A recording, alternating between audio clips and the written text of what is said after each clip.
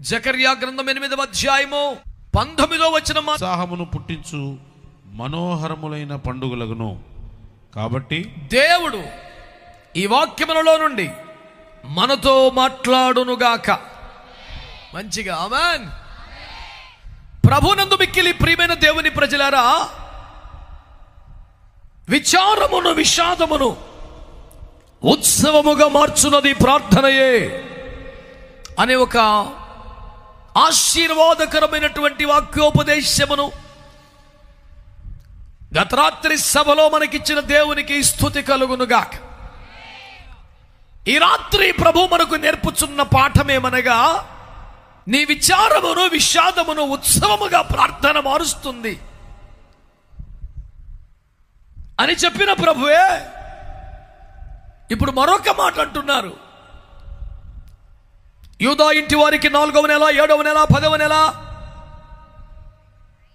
5వ నెల ఇలా జరిగే ఉపవాసాలన్నీ ఉత్సాహమును సంతోషమును పుట్టించు మనోహరమైన పండుగలగును అన్నారు. 7 ముఖం బొమ్మేసి ఉపవాస కూటాలను పెడితే బాగుండదని అందరూ ఉపవాస కూటాలకి ఈ టైటిల్ పెట్టుకుంటున్నారు. మనోహరములైన పండుగలు వాక్యానుసారమే కరెక్టే, కానీ నిజంగా ఉపవాస కూటము నీకు ఉత్సాహాన్ని పుట్టిస్తోందా, సంతోషాన్ని పుట్టిస్తోందా? అమ్మ ఉపవాస కూటం వచ్చిందా, ఎగిరి గంటేసే మూమెంట్ వచ్చిందా? ఆహా మరలా ఉపవాస కూటం అంట హల్లెలూయా అనే మూమెంట్ వచ్చిందా? మళ్ళీ ఉపవాస కూటమా అనిపించిందా? టైటిల్ సూపరు, ఏంటది? మనోహరములైన పండుగలు. మళ్ళీ ఎవడైనా అదేం పండుగ అనుకుంటారని చిన్నగా బ్రాకెట్లో ఉపవాస కూటాలు. తిన్నదిగా ఎత్తికెళ్తా క్యారేజీ తెచ్చుకుంటాడేమన్న టెన్షన్కి. నేను కూటంలో చూశానండి, అసలు బైబిల్తో రాపోయినా క్యారేజీలతో వచ్చారు భక్తులు. తిన్నకాడికి దీన్ని ఎత్తికెళ్తాక దుర్మార్గం ఎంత ప్రబలిపోయిందో ఆశ్చర్యపోయాను నేను. ఈ దేవుడు భోజనం ఎత్తికెళ్ళి పెడితే తాగుపోతాడు మారతాడని ఎవరో చెప్పారంట. యేసు రక్తం విద్య కూటంకి వచ్చిన డొక్కలెండిపోతున్నాయి, తాగి పడుకున్నోడికి కడుపు నింపుతున్నారు. అందరూ బాగుండాలి, అందులో నేను ఉండాలి. ఏ క్యావరే బాయ్, దేనికైనా పద్ధతి పాడు లేదా? మరీ చెరుకు తీపని ఏర్ల కడికి తింటే మట్టి తగులుద్ది, ఆపాలేక ఏందో అందులేని తిండి. స్తోత్రం అంటలేదు, నా పెద్దోడు వచ్చాడు ఇవాళ, దేవునికి స్తోత్రం చెప్పా. హల్లెలూయానే, హల్లెలూయా. నాకు ఆశ్చర్యం అనిపిస్తుంది. నీ విచారమును, నీ దుఃఖమును, నీ శ్రమను, నీ కష్టమును ఉత్సవముగా ప్రార్థన మార్చేస్తుంది అన్న దేవుడు అసలైన ఉత్సవం ఉపవాసం ఏం చెప్తున్నాడు? మన సబ్జెక్ట్ ఏంటంటే నీ పరిస్థితులు ఉత్సవముగా మారాలంటే ఉపవాసం ఉండాలి, అది మన సబ్జెక్టు, సండే స్కూలు. కానీ ప్రభు కాన్సెప్ట్ ఏంటంటే ఉపవాసమే అసలు పండగ అన్నాడు. ఈ దండగ మారి బతుకు పండగగా మారాలంటే ఉపవాస ప్రార్థన చేయవాలి. 2 రోజులు ఏలో కరెక్ట్గా జాగ్రత్తగా నోరు మూసుకొని గది పెట్టి నెక్స్ట్ పండగ వచ్చేస్తుందిరా అంటే ఏదో విధంగా ఉపవాసాన్ని గడిపేస్తే, తిండి తినక నోరు కట్టుకోగలిగితే, డొక్కలు మార్చుకోగలిగితే, పండ్ల రసాలతో లస్సీలతో 2 రోజులు నెట్టుకొచ్చేస్తే 3వ రోజున ఇక పండగ అనే కాన్సెప్ట్ తప్పు. అసలు పండుగ ఉపవాసమే అంటున్నాడు. యూదా ఇంటి వారికి చదవండి అందరూ కలిసి, ఫస్ట్ నుంచి.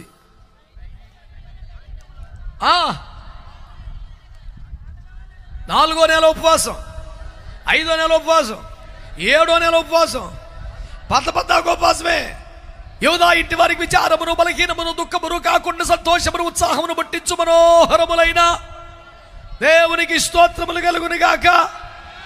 ఇందువలన మీరందరూ గమనించవలన నేను కోరుచున్న సత్యమేమనగా, ఉపవాస ప్రార్థనలు చేస్తే దండగ మారి జీవితాలు పండగగా మారుతాయి అని కాదు, అసలు ఉపవాసమే పండగ అన్నాడు. అది పట్టుకోండి.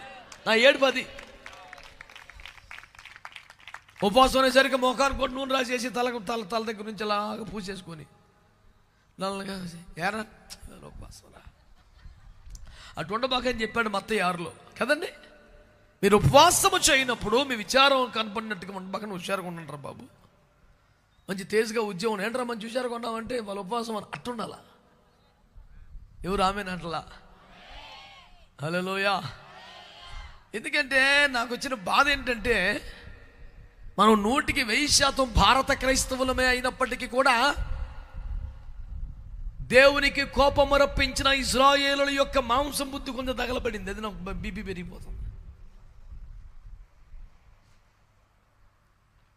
వారి కొరకు మేఘము దిగి వచ్చింది, అవునా కాదా? మాట్లాడరే. గ్రద్ద రెక్కల మీద మోసినట్లు ఆయన వారిని మోసాడు కదా. ఏ పగలు కూడా ఎండ తగలకుండా మేఘముని అడ్డు పెట్టారు. ఏ రాత్రి అడుగులు తడబడకుండా అగ్నిస్తంభాన్ని ఇచ్చారు. ఈనాడు గొంతెండిపోకుండా బండను వెనక రప్పించి నీళ్ళు ఇప్పించారు. ప్రతి పూట నింగిని చీల్చి తెరిచి ఆహారాన్ని పంపారు. ఇన్ని బేబత్సలు చేస్తే అమ్మో అమ్మో నా కోసం ఆకాశం తెరవటమా, దేవదూతల పంట ఆకాశ ధాన్యం నాకు రావడమా, నా కొరకు వెనక ఒక బండ నడిచి వచ్చి నీళ్ళు ఇవ్వడం ఏమిట్రా నాయనా అని గుండెలు బాదుకొని కృతజ్ఞత నిండిపోయి ఉబ్బి తబ్బిపోయిపోయి ఉక్కిరిబిక్కిరి అయిపోయి ఉప్పొంగుతున్న హృదయంతో ఆడి పాడి ఆనందించి ఆరాధించి యాత్ర చేయాల్సిన బ్యాచ్ నాకు బోరు కొట్టేస్తుందని ఒక్కొక్కడు వచ్చి ఎరా ఎందుకురా అంటే మాంసం లేదు, వాళ్ళు ఎడారిలో ప్రయాణం చేయాలి, కాలినడకన వెళ్ళాలి, ఈ నాన్ వెజిటేరియన్ హెవీ ఫుడ్ తింటే బాగుండి సాగుతాం, నడకడానికి ఇబ్బందిగా ఉంటుంది, చిన్నపిల్లలు ఉన్నారు, వాడోళ్ళు ఉన్నారు, ముసలోళ్ళు ఉన్నారు, గర్భిణులు ఉన్నారు అని దేవుడు చాలా అద్భుతమైన డైట్ వరకు ప్లాన్ చేశారు. ఆకాశ ధాన్యం ధనియాల్లాగా ఉండేవటవి, వాటిని దంచి చక్కగా రొట్టె చేసుకొని ఈ కీరకాయలు దోసకాయలు కాకరకాయలు ఎట్లతో మంచిగా వండుకొని తినంటారా, బలానికి బలం వచ్చదు, నడుపుతకి తేలిగ్గా ఉండుద్ది అని ప్రభువు చెప్తే ఒక్కొక్కడు ఏమంటాడు, నీ మేఘమును బట్టి స్తోత్రమును, బండలో నీళ్ళు బట్టి స్తోత్రము, మన్నాను బట్టి స్తోత్రము, కానీ ఈ గాత్రం మాంసముకై ఆత్రము. మొత్తం సబ్జెక్ట్ ఇదే. చి చి చి చి చి చి. ఈ రకమైన ఊసుమూతోడికి ఉపవాసం పండగెట్టయిద్దే. ప్రభు త్వరగా ఉపవాస కూడిన ముగింపులో ప్రేమ విందులో మేము పాలు పొందినట్లుగా సహాయం చేయను ఆయన. ఈ 2 రోజులు డ్యూటీకి వెళ్తాడు వీడు, డ్యూటీ సెలవు లేదన్నా, 3 రోజు భోజనాలకు మాత్రం సెలవు ఏంది 10 మందికి ఇప్పిస్తాడు వీడే. పొద్దు నుంచి పని చేస్తాడు. సంఘస్థుల్లో అనేక మంది పేదలు తిండికి అల్లాడిపోతున్నట్టు గొంతులు నిలిపోయాడు. కిస్మిస్ పంటకు కూడా వాళ్ళకి సరైన గుడ్డ మొక్కలు ఎదురంటే ఒక చీర కొని పెట్టడం. కానీ ప్రేమ ఏంటంటే 50 కేజీలు చికెన్ నేను ఎత్తంటాడు. వీడి బుద్ధి అది, వీడి ప్యానం దానికే చుట్టుకొని ఉంటుంది. ఇప్పుడు బా మేమట్ట కాదలండి అన్న వాళ్ళు స్తోత్రం చెప్పండి. సకానికి సగం లేదు మరి అది విషయం. నీసు బుద్ధి నశించును గాక. అసలు ఇంతమంది ఆమెను చెప్పారంటే ఇది ఆశ్చర్యకార్యం. ఎవడు అసలు అద్భుతాలు జరగలేదు ఈ మధ్య అన్నాడు చెప్పండి. దేవునికి మహిమ కలుగును గాక. ఆమేన్, హల్లెలూయా. నేను నమ్ముచున్నది నవ్వడానికి చెప్తున్నది కాదు. తిండి మీద, ఈ లోకం మీద, సుఖభోగాల మీద, ఈ ప్రాపంచిక నటనల మీద, పాపిష్టి వ్యవహారాల మీద నా నాటికి ఆసక్తి తగ్గిపోయి ఒక ఉపేక్ష కలిగి, వైరాగ్యము కలిగి దేవుని సన్నిధిలో రాకడకు సిద్ధపడుతున్న ఒక గుంపును దేవుడు తయారు చేస్తూ ఉన్నాడు. అందులో నేనున్నానని విశ్వాసం గట్టిగా స్తోత్రం చెప్పండి. ప్రభు కొరకు ఆయత్త పడి ఉన్న ప్రజలను సిద్ధపరచడానికి యోహాను ఆత్మ కలిగిన, ఏలియా అభిషేకము కలిగిన మరొక తరమును ఈ కడవరి కాలములో దేవుడు లేపుచున్నందుకు విశ్వాసంతో ఆమేన్ అని చెప్పండి. హల్లెలూయా. నిజానికి యూదా వారికి చాలా పండుగలు ఉన్నాయి కదండి. పస్కా పండుగ మొదలుకొని, ప్రథమ ఫలాలు మొదలుకొని, పెంతెకోస్తు దాకా బోల్డు పండుగలు ఉన్నాయి. కానీ అవన్నీ భయభక్తులతో, నిష్ఠాగరిష్ట పద్ధతులతో ఆచార సంబంధంగా చేసుకుంటారేమో, కానీ నిజమైన ఉత్సాహమును, సంతోషమును, ఆనందమును పుట్టించే మనోహరములైన పండగలేంట్రా అని అడిగితే అయ్యో ఉపవాసాలే అన్నాడు. సార్ నా కాన్సెప్ట్ సరిగ్గా పట్టుకోండి మీరు. ఉపవాసాల ద్వారా పండగ కాదు, అసలు ఉపవాసాలే పండగ. నువ్వు అందులోకి రాకపోతే నాకు బాధ. ఇప్పుడు చాలా కష్టాలండి, చాలా బాధలండి. మరి 3 రోజులు ఉపవాసం ఉన్న తర్వాత ప్రభు పరిస్థితులు మార్చాడండి. అది కరెక్టే, అది తప్పనటం లేదు. కాకపోతే సండే స్కూల్ దేవుని వాక్యం మనకేం తెలియజేస్తుందంటే ఉపవాసముల ద్వారా కలుగు ప్రయోజనములలో సంతోషం కాదు, అసలు ఉపవాసమే సంతోషం. ఒక ఉపవాస కూడిక ప్రతిష్ఠించారంటే అది ఎంత ఆనందమును, సంతోషం కలిగించే విషయం అయిపోద్దంట. ఆమె మా పాస్టర్ ఒకడు ప్రాణం తీసి ఎత్తడు పద్దాకు ఉపవాసకాలు అంటున్నాడు. ఆయన ప్రభా పాస్టర్ గారిని దర్శించిన ఆయనతో మాట్లాడు ప్రభా, ఇలాంటి పిచ్చి భక్తి మా మీద రుద్దకుండా అతను దర్శించము, నిత్యము ప్రేమ విందులతో సంఘము కలకలలాడవలెను. ఇట్టి దుష్ట దుర్మార్గ తిండిపోతు ప్రార్థనలు ఆగును గాక. ఆహా భక్తులారా, మీరు ఎంత మంచివారు, స్తోత్రం చెప్పండి. మనకు అసలు పండగ ఏంటి చెప్పండి, చెప్పాలి. మనకు అసలు ఒరిజినల్ పండగ ఏంటి? నువ్వు యూదావాడివి అయితే ఆమెను చెప్పండి గట్టిగా. అంటే ఆ దేశస్తుల గురించి చెప్పేది మనకెందుకు, ఆ ఏ దేశమైనా ఒకటే, మనకు ఆ గొడవ అది కాదు. యూదావారు అంటే ప్రభు దృష్టిలో ఎవరు స్తుతించేవారు, స్తోత్రం చెప్పండి. యూదావారు అంటే పూట పడేవారు, స్తోత్రం చెప్పండి. యూదావారు అంటే కొద్దమ సింహముల వంటి వారు, స్తోత్రం చెప్పండి. గట్టిగా దేవుని కనపరచండి. హల్లెలూయా. ఎవరికి ఉపవాసాలంటే ఇష్టం, ఎవరికి ఉపవాసాలంటే సంతోషం? దేవుని స్తుతించే వారికి, దేవుని కనపరిచే వారికి యూదా అనే మాటకు స్తుతి అని అర్థం. స్తోత్రం చెప్పండి గట్టిగా. చాలా మందికి స్తుతి అంటే ఇష్టం ఉండదు, స్తోత్రం అంటే ఇష్టం. మరి వాడికి ఏమి ఇష్టం ఉండదు, స్తుతులు ఇష్టం. మరి ఏమి ఇష్టం? వ్యాపారం. ఎక్కడ ఉన్నారు? మత్తయి 21 కంకిపల్లిలో ఉన్నారు, నాకు తెలియదు. మత్తయి 21లో యేసుప్రభు వారు గాడిద మీద రాజుగా యెరూషలేము ప్రవేశం చేసిన సందర్భంలో చంటి పిల్లలు హోసన్నా దావీదు కుమారుడికి జయం, ప్రభువు పేరొడొచ్చువాడు అని కేకలు. పిష్టి కేకలు మీరునో ఏంట్రా మీ గోలంటే? మీ గోలకి వ్యాపారం తగ్గిపోతుంది. అడిగేడిపోయింది. ఆడు ఒక పక్కన కూర్చొని కోడిగుడ్లు పెట్టుకొని కోడిగుడ్డు 300 కోడిగుడ్డు 300 అంటాడు. ఏలంపాటు వాడు చర్చిలోడు. ఈడు ఏలంపాటికి తిప్పలు వచ్చింది ఇప్పుడు వీళ్ళు స్తుతి కేకలతో. ఏంది సడన్గా సైలెంట్ అయ్యారు? మందా డిపార్ట్మెంట్ అయింది.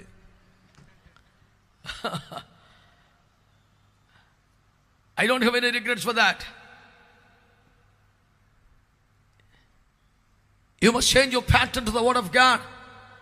You must go through the Bible so that you will know the will of God, and you must follow and obey the commands of the Almighty God. అల్లటపై వారంగా దేశ ప్రభుత్వం భక్తి చేయటం అంటే. దేవునికి స్తోత్రం చెప్పండి మంచిగా. అందరు చెప్పారా అండి?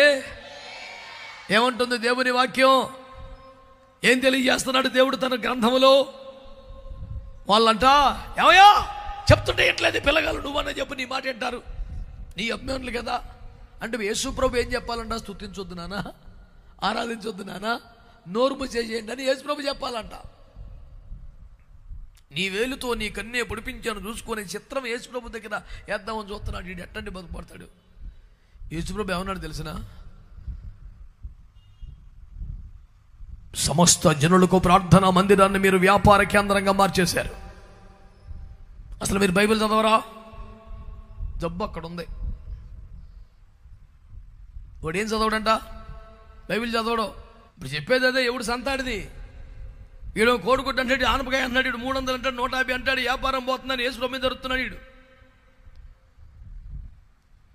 ప్రభు అన్నాడు, బాలురు ఎక్కయు చంటి పిల్లలు ఎక్కే నోట స్తోత్రములు సిద్ధింపు చేస్తున్న వాక్యాన్ని మీరు అన్నాడు చదవలేదా అని వారిని విడిచి వెళ్ళిపోయినట్టు దేవుడు. ఎక్కడ స్తుతి లేదో, ఎక్కడ ఆరాధన లేదో అక్కడ ప్రభు ఉన్నాడు. మీరు స్తుతించకపోతే రాళ్ళు కేకలేస్తాయి. అంటే మనుషులందరూ ఒకవేళ, భక్తులందరూ ఒకవేళ స్తుతించడానికి ఇష్టపడకపోతే రాళ్ల ద్వారానైనా స్తుతులు చెప్పించుకుంటాడు. కానీ స్తుతిని మాత్రం ఆగనివ్వనని ప్రభువు శపథం చేసినట్లుగా మాట్లాడారు. దేవుని భక్తులారా, దేవుని బిడ్డలారా, ఎవడు యూదావాడంటే ప్రతి పరిస్థితిలో దేవుని స్తుతించేవాడు. స్తోత్రం చెప్పండి ఒక్కసారి. ఆమేన్, హల్లెలూయా. యూదావాడు అంటే ఎవడు? తన సహోదరుని కొరకు పూటబడేవాడు. అన్నదమ్ములందరూ ఐగుప్తు రాజు కఠినంగా మాట్లాడాడు. చిన్నవాడిని తీసుకొస్తే తప్ప రావద్దన్నాడు. బియ్యం లేకపోతే, గోధుమ లేకపోతే చచ్చిపోతాను తప్ప ఐగుప్తుకు మరలా వెళ్ళడం. వాడు కఠినంగా మాట్లాడుతున్నాడు. రాజు రావద్దన్నాడు. నువ్వు బెన్యామీన్ని పంపితే ఎలా పంపుతాను రా? ఒకడు లేడు, ఇంకో నన్ను అరెస్ట్ చేశారు, ఇప్పుడు నేను తీసుకెళ్తానన్నారు. నన్ను పుత్రహీనుడిగా మారుచున్నారు. ఏడ్చుచు సమాధుల్లోకి దిగిపోయి పితరుల వద్దకు వెళ్ళిపోవాలి. నేను పంపను. ఎవడి వల్ల కట్లు తప్పించను. అప్పుడు యోధా లేచి, నాన్నగారు నేను తమ్ముని క్షేమంగా తీసుకురాకపోతే నా ప్రాణం తీసుకోండి. అదేంటట్టు మాట్లాడుతున్నావు? అదేంట్రా ఆడితోటి నువ్వు ఇద్దరు నా కొడుకులు కదట్రా, నన్ను తీసుకోండి, నా కొడుకుని తీసుకోండి, ఏం మాట్లాడరయ్యే? ఎవరైనా నా పిల్లలే కదా, అట్ట మాట్లాడబాక నువ్వు ఎప్పుడు. సరే తీసుకెళ్ళన్నాడు. అప్పుడు మోషే అంటాడు, యూదా నీ సహోదరులు లేచి నిన్ను స్తుతించుదురు. యూదా అంటే స్తుతించడమే కాదు, స్తుతి పొందుతాడట. నీ సహోదరులు లేచి నిన్ను, ఎందుకని నానా మేము ఎంతమందివి కష్టపడ్డా నాన్నగారు ఒప్పుకోలేదురా, నీవు మాట్లాడికి నాన్న అంగీకరించాడు. ఈరోజు పెళ్ళాం బిడ్డలకి 4 గింజలు పెట్టుకోగలుగుతున్నావు అంటే, పిల్లల్ని బతికించుకున్నావు అంటే వాళ్ళ ఆకలి పొడచగలిగి నీ వల్లేరా. నువ్వు ప్రాణం అడ్డేసావు, పూటపడ్డావు, నీ ప్రాణమును నా సహోదరుడు ప్రాణం కట్టేసావు, నీ వలన ఈరోజు మేమందరం బతుకుతున్నామని సహోదరులందరూ కూడా యూదాను స్తుతించడం ఆరంభించారంట. దేవునికి స్తోత్రం చెప్పండి గట్టిగా. తన సహోదరుని కోసం తన ప్రాణమును అడ్డేసినటువంటి ఒక ఆత్మరక్షణ కోసం, ఒక విమోచన కోసం నీ వీధుల వరకు మాట చెప్పగలవా? నీ దేశం కొరకు మాట చెప్పగలవా? నీ కుటుంబ సభ్యుల కోసం చెప్పగలవా? ప్రభువా రేపటి దినమున ఈ వ్యక్తిని నాతో పాటుగా నీ సన్నిధికి తేకపోతే నన్ను లెక్కడుగో, నా ప్రాణం విచారించు, ఈ ఆత్మ నాది పూచి నేను పొట్టబడుతున్నాను అని చెప్పగలిగిన క్రైస్తవుడు ఉంటే వాడు యోధా. దేవునికి స్తోత్రం కలుగునగా. ప్రతి పరిస్థితిలో దేవుని స్తుతించేవాడు, శాతబడి ప్రాక్టీస్ చేసిన అడుగుతారే, అది మొత్తానికి అర్థమైందా బాధ? ఇప్పుడు చెప్పు, ప్రతి పరిస్థితిలో దేవుని స్తుతించేవాడు, ఒక ఆత్మ కోసం తన ప్రాణమును పనంగా పెట్టడానికి, పూట పడడానికి ఇష్టపడేవాడు. ఆమేన్, ఆమేన్. ఐగుప్తు నుంచి వాగ్దాన దేశానికి వస్తున్నారు. మధ్యలో బాలాకు తగులుకున్నాడు, బిలాము డబ్బులు ఇచ్చేశాడు. నువ్వు చెప్పించాయి, నువ్వు ఎట చెప్తాడు జరుగుద్దంట, నీ గురించి బాగా చెప్పుకుంటున్నారులే ఊర్లో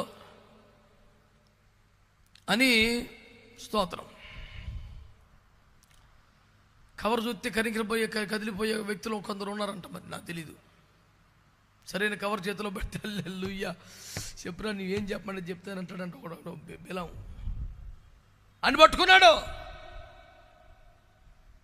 కొండెక్కించాడు. దేవుడు అన్నాడు, నువ్వు డబ్బులు తినేసి పనికి మళ్ళీ వేసి ఏది చెప్తాంట అవ్వదు, నువ్వేం చెప్పాలనుకున్నా చెప్పలేవు, నీకు తెలియకుండా నేను పలికిస్తాను, వెళ్ళరా నీకు చెప్తాను సరిగ్గా అన్నాడు. కొండెక్కాడు. జనం చూస్తున్నాడు. ఇశ్రాయేలు ప్రజలు బానిస బతుకులతో నలిగి వడలి సడలిపోయి అలసిపోయి వాగ్దాన దేశానికి వస్తున్నారు. వాళ్ళని చూసి, అయ్యో వడలు సడలిన ప్రజలారా, అలసి సొలసిన ప్రజలారా, విరామము లేక ఎడారిలో ప్రయాణిస్తున్నటువంటి బాటసారులారా, మీ విషయమై నేను వ్యధనొందుచున్నాను, జాలి కలుగుతున్నాను. వాళ్ళని చూసి, వామ్మో ఇదిగో ఆ జనము ఆడు సింహం వలె నెక్కి నిలచి వేటాడి చంపిన దానిని తింటారు, వీళ్ళు మామూలు కాదన్నాడు. స్తోత్రం చెప్పు. వాగ్దాన దేశానికి వెళ్ళాక పాలు తెల్లు ప్రవహించాయండి. బాగా తాగిన తర్వాత తిన్న తర్వాత గోధుమ రొట్టెలు తిన్నాక, కొండ తేనె పుచ్చుకున్నాక, గొర్రె మేక మాంసాలు తిన్నాక అప్పుడు చెప్పిన డైలాగ్ ఇది. అప్పుడు 30-40 ఏళ్ళకి ఎడారిలో నడుస్తున్నారు సార్, తిండి తిప్పలు 3 గింజలు వస్తున్నాయి, తింటున్నారు, నీళ్ళు తాగుతున్నారు అంతే. ఎంతోటి దానికి అంటున్నారు, అమ్మో ఇదిగో ఆ జనం ఆడు సింహం వలె ఉన్నదే, అది నిక్కి నిలచి, అదంటే కొండ మీదకి ఎక్కడ చూస్తుంటా, ఒక గర్జన చేస్తే ఆ అరుపుకి భయపడి జంతువులన్నీ అటు ఇటు కంగారుగా పరిగెడుతుంటాయట.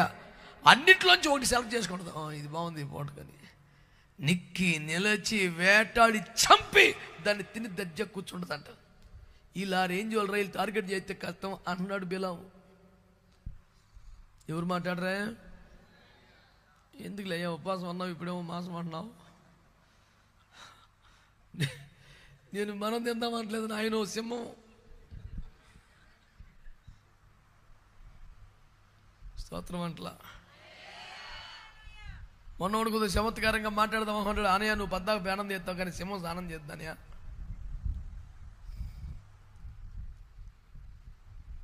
అడ్డం లేదాడు, మర్చిపోయాను.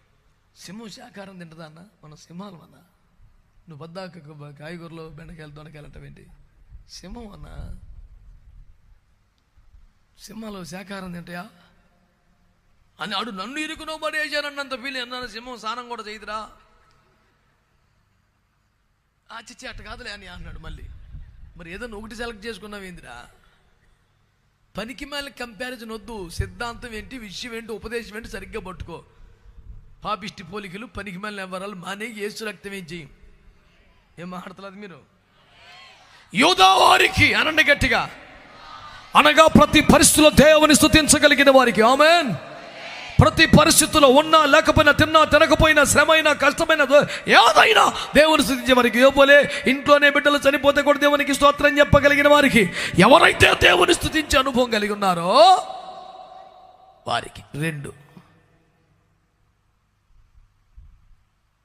తన సహోదరులను దేవుని ఎదురు నిలబెట్టిన కొరకు అవసరమైతే తన ప్రాణమును పూట పెట్టు వారి కొరకు. 3వది, చిన్న గొర్రె పిల్లను నేను యేసయ్యా. బాప్తిసం మంది 15 సంవత్సరాలు అయింది, ఇంకా వయ్యారు అదే పాడుతున్నాడు చిగ్గు లేకుండా. అది కొత్తగా రక్షణ పొందినోడు కరెక్ట్. అది నువ్వు బాప్తిసం ముందు 20 సంవత్సరాలు అయింటివి, పెత్తనం కోసం సంఘ పెత్తనం అంటావు, పోజు కోసం మైక్ కావాలంటావు, ఇచ్చిన 3000 30 సార్లు చదవమంటావు. వీటికి పెద్దోడు అయిపోయావు బాగానే. మరి ఆత్మీయ బతికి ఎలా గడిచింది మాట్లాడు. చిన్న గొర్రె పిల్లను నేను యేసయ్యా. మరి ఇంకెందుకు పెద్దవలేదురా? ఇంకా ఈ మరుగుజ్జు భక్తి ముఖానికంట మళ్ళీ డైలాగ్ ఏంటి తెలిసిన? మెల్ల మెల్లగా నడుపు మెస్సయ్యా. ఎట్ట నిలబడకుండా నువ్వే సలహెత్తున్నావా మరుగుజ్జు? ఎట్ట నడపాలా నీకు తెలీదు? నీ సలహా ఒకటి కావాలి యేసు ప్రభుకి. మళ్ళీని కాలమును బట్టి చూస్తే మీరు బోధకులుగా ఉండవలసిన వారు ఉండగా దేవోక్తుల్లో మొదటి మూల పాఠములు మీకు మరలా బోధింపవలసి వచ్చను అని హెబ్రీ 5:12 పౌలయ్య గారు కోపం లేదా? ఇంకెంతగా తగలబడతారా అని అనవలదా?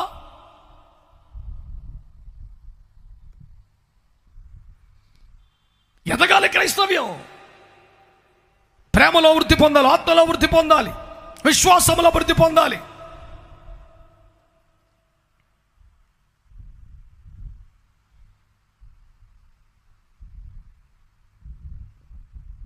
ఇంకా గొర్రె పిల్ల కాదు,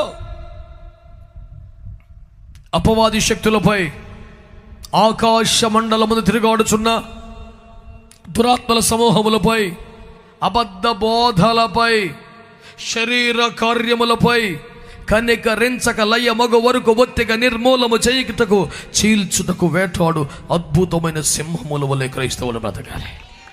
గట్టిగా గట్టిగా గట్టిగా హల్లెలూయా. సింహగర్జన గురించి మాట్లాడుతూ సింహాలమే మనమని చెబుతూ చప్పట్లు కొరవడం ఎంతవరకు న్యాయం అండి? పరువు బాటలా? చప్పట్లు అనగా చేతులు ఊపుట కాదు, శబ్దం రావాలి. అది ఇలాంటి యోధవారు ఉన్నారా? ఎలాంటి యోధవారు?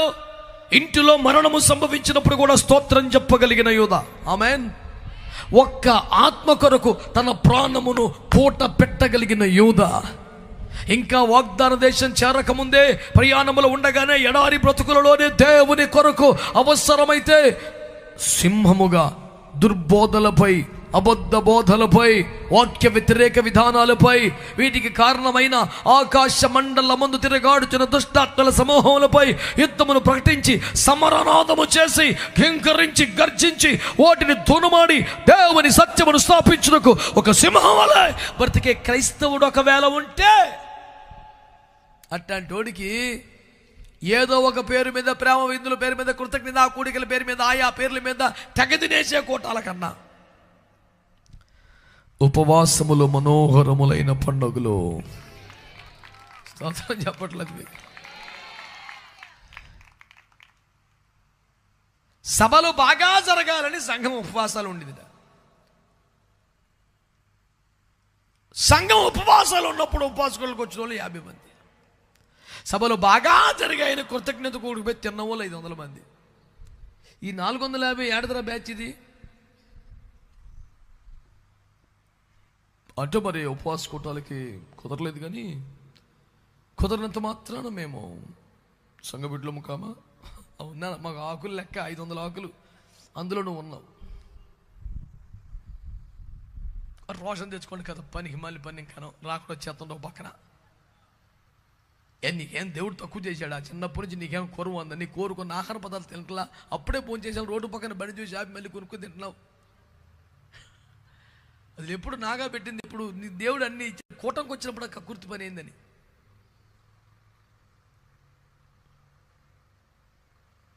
భోజనాలు కొట్టాలా, టిఫిన్ కొట్టాలని అడిగాడు మొన్న ఒకడు. అసలు ఇట్లా ఉంటుందని తెలియదు నాకు. అయ్యారు కూటమని చెప్పారు కానీ భోజనం కూటమో టిఫిన్ కూటమని చెప్పలేదు అన్నాడు. నాకు అప్పటికప్పుడు పేరు ఎప్పించి, లేదు నాన్న ఉపవాస కూటమని చెప్పా. అది ముందు అనుకోవాలి, ఉపవాస కూటమి నాన్ని బట్టే పెట్టా. అది టిఫిన్ కూటమో భోజనం కూడా చెప్తే దానికి తగ్గట్టుగా సిద్ధపడి వస్తాడట వాడు. అట్లాంటి వాళ్ళందరినీ ప్రభు మార్చును కాక. మీరు పెద్దగా గట్టిగా ఆమెను అంటలేదు సార్, ఏంటో మరి అసలు మీ అభిమానులు అలాంటి వాళ్ళు ఉన్నారు లేదా మనమే అటు అయిపోద్ది ప్రభు నాకు తెలుస్తలేదు, కానీ మారిపోవాల్సిందే. స్తుతించే వారికి ఒక్క ఆత్మ కోసం పూట పడినంతగా ఆత్మల పట్ల భారం కలిగిన వాడికి, దేవుని విషయములో ఒక సింహంలాగా బ్రతికే నీతిమంతులకి ఉత్సాహమును సంతోషమును పుట్టించు మనోహరములైన పండుగలు ఉపవాసాలే. 4వ నెలలోని ఉపవాసం, 5వ నెలలోని ఉపవాసం, 7వ నెలలోని ఉపవాసం, 10వ ఉపవాసాలే. సభలంటే సంవత్సరానికి వస్తారు కానీ ఉపవాసాలు దగ్గరే. దేవునికి స్తోత్రం కలుగునగా. ఈ ఉపవాసాలట చెప్పండి యూదా ఇంటి వారికి మహా సంతోషమును ఉత్సాహమును కలిగించు మనోహరములైన పండుగలైపోతాయి. ఇదొక ప్రవచనం, ఇదొక వాగ్దానం మన ప్రాంతాల్లో నెరవేరి తీరాలి. భోజనాల కోటాల కన్నా, అంటలా గట్టిగా ప్రేమ విందుల కన్నా, కృతజ్ఞత కూడికల కన్నా, ఉపవాస కూడికలకే ప్రజలు ఉత్సాహముతో ఆనందము తండోపతండములుగా వచ్చే ఒక మార్పు రావాలి. మన దినములలో మన తరములలో అలాంటి ఉద్యమాన్ని మనం చూడాలి. ఒక కసిగా పెట్టుకొని ప్రార్థన చేయాలి. మన ఎంత బతుకు బతికిన తిండి బతులు ఇష్టమైన పేరు ఉంటామంటే దరిద్రం అని నీకు అనిపించబోతే ఎట్టా? నీకేం తక్కువ చేశాడు దేవుడు? అరకేసి కూర తెచ్చుకుని ఇద్దరే తిన్నాడుగా జాగ్రత్తగా. మరి ఇంకా కూటంలో అడవాడేంటి?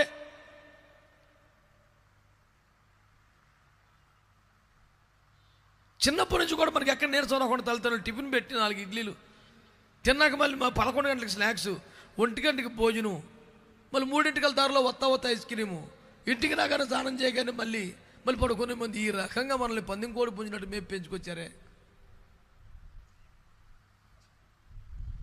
కొంచెం యవనస్తులు చెప్పటికి పిల్లలు తినే వయసు అండి, అరిగించుకునే వయసు, తినండి నా కుమారుడా తినము. మిగతా అన్నీ అనలేదులే, మీరు అన్నీ చెప్తారు, నేను ఒకటే అన్నాను.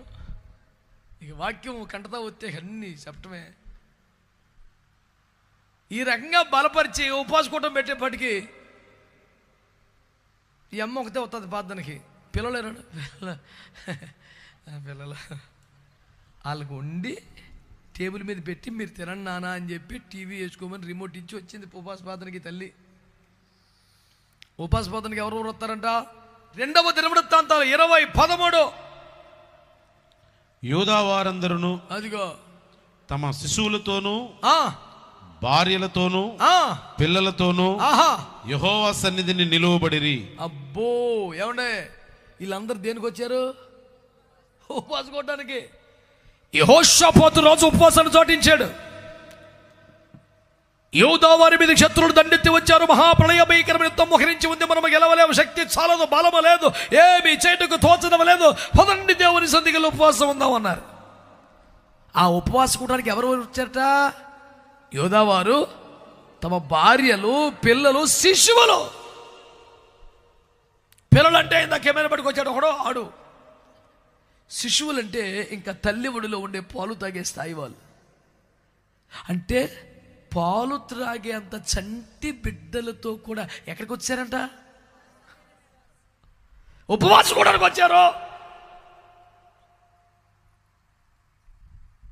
కొంతమంది పురుషోత్తములు ఉన్నారు, ప్రభువారిని క్షమించును గాక. అలా అంటారు, మా ఆడోళ్ళు బాగా చేస్తారండి ఉపవాస ప్రార్థన. అబ్బో అసలు ఆమె ఎప్పుడు ఉపవాసమేనా? మరి నువ్వు ఒక నాకు చెప్తున్నాడు వచ్చి, అసలు మా ఆడవాళ్ళు ఎప్పుడు పెద్దనండి అసలు పద్దాకు ఉపవాసం ఉంటుందండి బాబు అని నాకు చెప్తున్నాడు. నేను అన్నాను, ఇంతకీ ఈ ఉపవాసం ఎందుకు ఉంటుందో తెలుసా అన్నాను. ఏమోనండి పాపం చెప్పదో గడికి నీ గురించారా, నువ్వు ఈ రకంగా నాన్ స్టాప్గా తిరుగుతున్నావు ప్రార్థనకు రాకుండా. మా యజమాన్ని మార్చు ప్రభు, అతను కూడా ప్రార్థన చేసేవాడు అవ్వాలి అయ్యా, ఉపవాస వీరుడు అవ్వాలి ప్రభు, ఆత్మల సంపాదకుడు అవ్వాలి ప్రభు, దేవుని రాజ్యానికి ఉపయోగపడాలి, దేవుని సంఘంలో ఒక ఆలయంలో స్తంభం అవ్వాలని నీకోసం ఆడుతుంది. అమ్మ బాబోయ్ అన్నాడు. ఇప్పుడు ఈ అమాయకుడికి మా ఆవిడ పద్దాకు ఉపవాసం ఉండదు, గ్లాసులు మిగిలి అనుకుంటున్నాడు తప్ప అసలు మ్యాటర్ తెలుస్తలేదు. ఏడ్చేదే నీకోసం రా అయ్యా.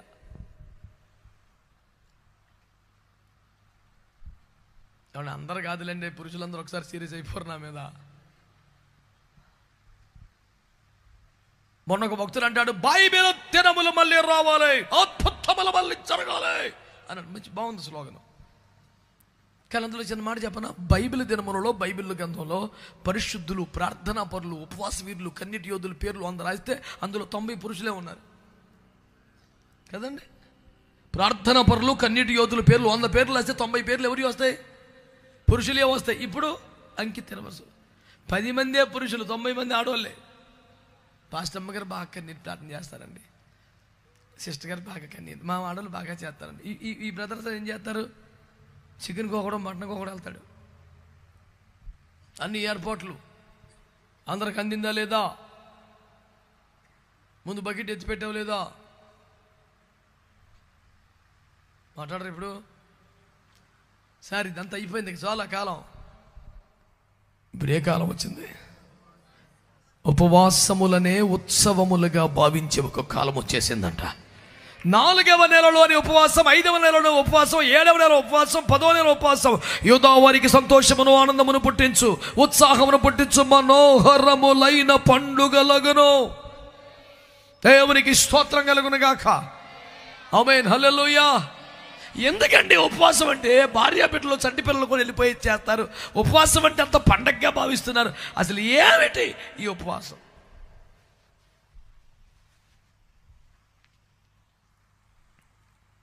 ఒక మాట మీకు దృష్టికి తీసుకొస్తాను. అసలు ఉపవాసం అంటే అర్థం ఏంటి? మత్తయి సువార్త 9వ అధ్యాయం 14-15 వచనాలు చదువునా. అప్పుడు యోహాను శిష్యులు ఆయన ఎద్దుకు వచ్చి, పరిసయ్యులను మేమును తరచుగా ఉపవాసము చేయుచున్నాము కానీ నీ శిష్యులు ఉపవాసం చేయరు, దీనికి హేతువేమని ఆయనను అడుగగా, యేసు, పెండ్లి కుమారుడు తమతో కూడా నుండి కాలమున పెండ్లి ఇంటి వారు దుఃఖపడగలరా? పెండ్లి కుమారుడు వారి యొద్ద నుండి కొనిపోబడు దినములు వచ్చును, అప్పుడు వారు ఉపవాసము చేతురు. అయ్యగారులు, అమ్మగారులు అందరూ శ్రద్ధగా గమనించాలి. బైబిల్లో రాసిన అక్షరాలను పరిశీలించేయాలి. ఏదో యథాలాపంగా కాకతీయాలంగా అలా పడిపోయిన అక్షరాలు ఉండవు. ఇవన్నీ మట్టి మోస్తులో 7 సార్లు కరిగి ఊదిన వెండి ఎంత పవిత్రములు రాశాడు. ఒకసారి దేవుడు మాట్లాడితేనట, మోసలో వెండిని కరిగిస్తే మురికి అంతా పైకి వస్తుంది, ఒక నొరగలాగా ఊదేస్తాడు. మళ్ళీ కరగబెడితే ఇంకొంచెం మురికి వస్తుంది. అట్ట 7 సార్లు కరిగి ఊగితే ఆ మిగిలిన వెండి ఎంత ప్యూర్గా ఉంటుందో దేవుడు ఒక్కసారి మాట్లాడేటట్టు ఉంటుందంట. అనరా మీరేం అసలు? దేవునికి స్తోత్రం కలుగును గాక. అలా 7 సార్లు కరిగి ఊదిన వెండి ఎంత నిర్మలంగా, ఖచ్చితంగా, పరిశుద్ధంగా ఉన్నటువంటి దేవుని మాటలు ఏం చెబుతున్నాయంటే,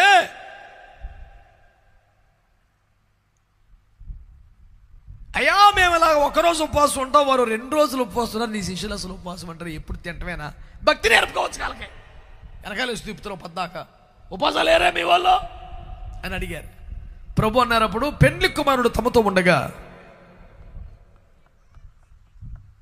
అసలు ఇక్కడ సంబంధాలు ఉంటున్నారేంది? నేను మర్చిపోయి కదా ఆగుతాం, మీరు చెప్పాలని గత రాత్రి చెప్పా. ఉత్తర ప్రత్యుత్తరం, గానం ప్రతిగానం మర్చిపోయారు. పోతే తెల్లారిపాటికి మరి ఎంతో దానికి 30 రోజులు పెడితే వస్తా ఉన్నారు పొలమని. ఎప్పటికప్పుడే మర్చిపోతేట చెప్పండి స్వరం ఎత్తి. పెండ్లి కుమారుడు తమతో ఉండగా పెండ్లి ఇంటి వారు దుఃఖపడగలరా అన్నాడు. అక్కడ ఏమనాలి? యాక్చువల్గా ఉపవాసం ఉంటారా అనాలి. నీ శిష్యులు ఉపవాసం ఉండరా అని అడిగారు వాళ్ళు. ప్రభు జవాబేం చెప్పాలి? పెండ్లి కుమారుడు తమతో ఉండగా పెండ్లి ఇంటి వారు ఉపవాసం ఉంటారా అనాలి. కానీ ఏమంటున్నాడు? తొక్కపడతారా అన్నాడు. అది కాదండి, వేరే టాపిక్ మాట్లాడాడు సుప్రభు. ఉపవాసం గురించి, దుఃఖముల గురించి అందాం అనుకుంటే, పెండ్లి కుమారుడు తమ వద్ద నుండి కొన్ని పోబడు దినములు వచ్చును, అప్పుడు ఉపవాసం ఉంటారన్నాడు. ఇంకో టాపిక్ కాదన్నమాట అదే. అంటే కావాలనే ఉపవాసం అనే చోట యేసు ప్రభు ఏ పదాన్ని వాడారు? It was an intentional usage. By default కాదు, బై మిస్టేక్ కాదు, ఫ్లోలో వచ్చేయటం కాదు, కావాలని ఉపవాసం అనే ప్లేస్లో యేసు ప్రభు దుఃఖం అనే పదాన్ని వాడాడు. అవుననో ఆమెనో మీరు బాగా తిరుబాటుగా కూర్చోడానికి ప్రాక్టీస్ చేశారు, అది వద్దండి, ఏకీపించడమే. దేవునికి స్తోత్రం. మంచిగా హల్లెలూయా. అంటే యేసు ప్రభు వారు ఉపవాసం అనే చోట కావాలని ఏ పదాన్ని వాడారు? అంటే ఇప్పుడు ఉపవాసం అంటే ప్రభు దృష్టిలో ఏమిటి అర్థం? దుఃఖపడటం, విచారపడటం, బాధపడటం, వేదన పడటం, వ్యాకుల పడటం, రోదన చేయటం, అంగలార్చడం, దేవుని పాదములు కడుగునంతగా, దేవుని పాదములు తడుపునంతగా, దేవుని సన్నిధుల మోకాళ్ళ మీద పడి హృదయమును క్రమరించి గుండె చెరువై యేసు కళ్ళ మీదకి రావడాన్ని ఏమంటారు?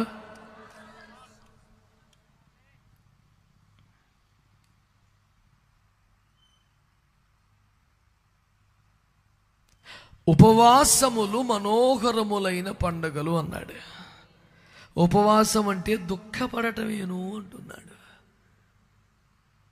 ఏం మాట్లాడుతున్నావు?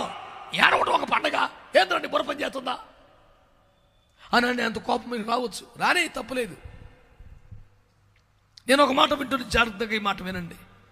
దుఃఖం అనండి. ఇప్పుడు బైబిల్ మాట్లాడేది ఆత్మ సంబంధమైన విషయాలా, శరీర సంబంధ విషయాలా కదా? మరి బైబిల్ ఏమంటుంది? శరీర సంబంధమైన దుఃఖమైతే మరణమును కలుగజేస్తుంది, కానీ ఆత్మ సంబంధమైన దుఃఖం ఏం చేస్తుందట? దేవునికి స్తోత్రం చెప్పండి గట్టిగా.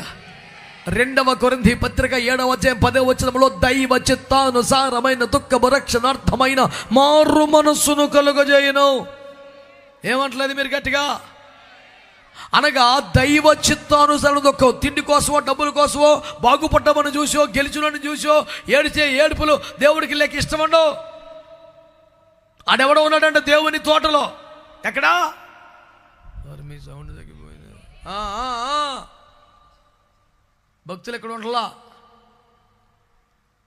దేవుని తోటలో పనిచేశాడు. పొద్దు నుంచి రాత్రి చేస్తే 100 రూపాయలు ఎత్తనో వచ్చుకున్నాడు, చేశాడు, 100 రూపాయలు ఇచ్చాడు. అయితే పని దిగిపోయింది. లాస్ట్లో ఒకడు బయట ఎడుతున్నాడు గుమ్మం కడబడి. ఏంది నన్ను ఎప్పుడు చేర్చుకోవట్లేదు అని, ఎప్పుడు పని ఎత్తలే. సరే రా లోపల రాన్నాడు. లోపల రాగానే పని అయిపోయింది, టైం అయిపోయింది, వెళ్ళిపోన్నాడు. ఆడు కూడా 100 రూపాయలు ఇచ్చాడు.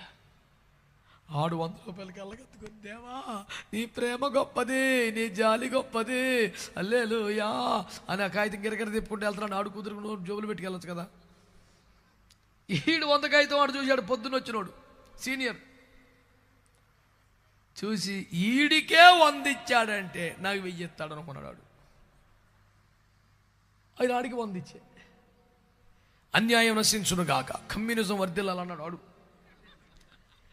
ఇదేందిరా అన్యాయం, సడన్గా ఇట్ట మార్చావు ప్లేట్ అంటే? ఆడికి 100 ఇచ్చావు. అవును, మరి నాకు 100 ఇచ్చావు. అవును, అదేందిరా ఉదయం నుంచి సాయంత్రం వరకు పనిచేస్తే నీకు ఎంత ఇస్తానన్నాను? 100 అనుకో. ఎంత ఇచ్చాను? 100 అనుకో. మరి ఇంకా ప్రాబ్లం ఏంటి? ఆడు కూడా ఇచ్చావుగా. నా సొమ్ము నా ఇష్టంరా, నువ్వు ఎవడు అనడానికి అది అన్యాయం. ఒప్పుకోదు ఇక్కడ సిద్ధాంతం. మేమంతా పెద్ద టీం ఉన్నాం, పెద్ద పెద్ద వాళ్ళం, మేము కుదరనేమో. ఆడు నిన్న కాక మొన్న వచ్చాడు, అప్పుడే అంత రాకూడదు. ఆడికి తగ్గించాడికి. నా సొమ్మురా, నా ఇష్టం. నీ సొమ్మైనా మా ఇష్టమే. కమిటీ ఇచ్చిందా బాద్. హల్లెలూయా. ఊరిని అసాధ్యం కూలిపోని యేసు ప్రభు దగ్గర డిమాండ్ పెడితే కదరా నీ కమిటీ చల్లకుండా ఇట్ట తయారయ్యావేంద్రా పెద్దోడా. నేను ఒప్పుకోను. నిన్నగాక మొన్న వచ్చినోడికి కూడా అదే జీవితం రావడం. ప్రభు అన్నాడు, నేను మంచి వాడనైనందున నీ కడుపు మంటగా ఉన్నదా? తలక నొప్పులకి జరాలకి ప్రార్థన చేస్తా, నీ కడుపు మంటకి ఇప్పుడు చేయడా ప్రార్థన? స్తోత్రం చెప్పండి. నేను బైబిల్లో ముద్దుగా రాసుకున్న చిన్న చిన్న అక్షరాలతో బాగుదేవడం చూస్తాను, చిన్నగా ఆత్మీయ అల్సర్ అని రాసుకున్నాను. వీడికేం లాస్ చేయలేదు దేవుడు, వీడికి ఇస్తానని ఇచ్చాడు, వీడికేం తిప్పలేదు. కానీ నిన్నగాక మొన్న వచ్చిన కూడా వీడికి సమానంగా వస్తే వీడికి కడుపు మంట వచ్చేస్తుంటుంది. మంచిగా మంచిగా మంచిగా కడుపు మండిపోతుంది వీడికి. వీడికి ఇచ్చిన 100 రూపాయలు కూడా వేస్తే వీడి చాక్లెట్ తింటాకి, బిర్యానీ తింటాకి, మిరపకాయ బజ్జీ తింటాకి కడుపు మంట వచ్చేస్తుంది. ఇందు నిమిత్తము తేలుచున్న ఫలితార్థములు ఉన్నగా యెషై కుమారులో చిన్న కుమారుడిగా ఉండే కానీ పెద్ద కుమారుడిగా ఉండకు దేవునికి స్తోత్రం. మాట్లాడరు ఇప్పుడు. చిన్న కుమారుడు ఎవరో, పెద్దోడు ఎవడో, అప్పుడు వచ్చాడు రాయ్ అని గోమి కొడిచాడు దావీదుని. నేనేం మళ్ళీ ఇద్దరు మాట్లాడుతున్నాం. ఇంకా ఎలా యుద్ధమును చూచుటకే వచ్చితో జరుగుతున్నావు. బాల్యం నుండి నీ సంగతి నాకు తెలుసా. బాల్యం నుండి ఇటు స్కూల్ ఎగ్గొట్టి సినిమాలకి వెళ్ళాడా, గోడ దిగి పాపిష్టి పనులు చేశాడా, ఇంట్లో డబ్బులు ఎత్తుకెళ్ళి ఇడ్లీ తిన్నాడు బయట. నువ్వు ఏం చూసావు వాడి దగ్గర చిన్నప్పటి నుంచి? చెప్పనా సీక్రెట్ మీకు? చిన్నప్పటి నుంచి మనోడు సింహం వచ్చినా చంపేస్తున్నాడు, ఎలుగుబంటి వచ్చినా. వీళ్ళందరూ పెద్ద బ్యాచ్. ఎవరో సౌలు సైన్యం అందరూ యుద్ధ భూమిలో ఉన్నారు, ఎవడు యుద్ధం చేయడు అనండి. వీళ్ళు ఫుల్ టైం యుద్ధం చేస్తున్నారు అనుకో. వాళ్ళ బాబేలకి జున్నుగడ్డలు, జాయింట్లు, బిర్యానీలు పంపుతున్నాడు. అన్నయ్యలు గొడ్లు కాచుకుంటే ఏం తెలుసు, అన్నయ్యలు మిలిటరీలో ఉన్నారు. Useless fellow, you fellow after sheep and the fellow, ఇళ్ళ క్యారేజీ పట్టుకెళ్ళో అని అయితే అన్నయ్యలు ఎంత యుద్ధం చేస్తుంటారో కదా అని ఈడు అందరూ ఎవరు కూర్చొని జాయింట్లు తిన్నాడు ఒకడు. ఈయన్ని చూసేపటికి పెద్దోడికి బీపీ వచ్చింది. అమ్మో ఈడు మామూలుడికి, ఈడు వచ్చాడంటే గ్యారెంటీగా సింహాన్నే చంపాడు మావోడు, గొల్లియత్తులు ఎక్కే ఉంది. మరి మంచిదేగా. మంచిదా పాడా? గొల్లియాతు చావకపోయినా పర్వాలేదు, దేశము ఓడిపోయినా పర్వాలేదు, నాకంటే చిన్నోడు మాత్రం గెలవకూడదు. వారిని సీనియారిటీ తర్కం నచించదుగా కెట్టొచ్చవిందిరా. గొలియాతు రెక్కినా పర్లేదు, చిన్నోడు మటుకే. ఈ ఆలోచన ధోరణి కరెక్టేనా? మాట్లాడతలేదుగా. ఇలాంటి సౌలు వంటి పెద్ద పెద్ద వాళ్ళకి, యెషై పెద్ద కొడుకులకి, తప్పిపోయిన కుమారుడు అన్నయ్యకి మారుమనసు రావాలని మీరు స్తోత్రం చెప్పండి. తప్పైన కుమారుడు ఆడు చెడిపోయాడు, పాపిస్తాడు, మొత్తానికి మారుమనసు పొందాడు, ఇంటికి వచ్చాడు, బుద్ధి వచ్చింది, ఆడికి కొరత కింద కొండ పెట్టి అందరికి అన్నం పెడుతున్నాడు. వీడికి ఏంటి ప్రాబ్లం? ఎవడాడు? పెద్దోడు. ఈ నీ కుమారుడు నీ ఆస్తిని వేశ్యలతో పాడు చేయగా బట్టి వాడి కోసం. ఈ నీ కుమారుడు అన్నావేంట్రా? ఆడు ఎవడరాడు? తమ్ముడు. నీ కుమారుడు నీ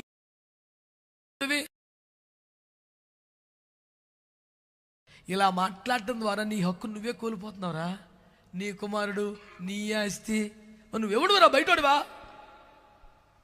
అంటే నేను పెద్ద కొడుకుని. సన్నాసి మాటలు మాట్లాడకు. నా తండ్రి, నా ఆస్తి, నా తమ్ముడు, అందరిని ప్రేమించు. పెద్దరికం ఉంటుంది. పనికి మళ్ళీ మాటలు మాట్లాడితే పెద్దరికం పోద్ది. మారుమనసు పొందిన వాళ్ళు గట్టిగా ఏదో అనండి. బుడపిల్లలు మీ అందరికన్నా చెప్పండి గట్టిగా, దేవునికి స్తోత్రం అని. ప్రభునందు మిక్కిలి ప్రియమైన దేవుని ప్రజలారా, శ్రద్ధగా దేవుని వాక్యాన్ని వినండి. రాత్రి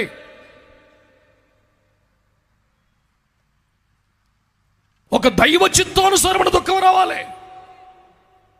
లౌకికమైన ఆడి మీద ఏడి మీద పడి ఏడిపి ఈ అడుపు కాదు.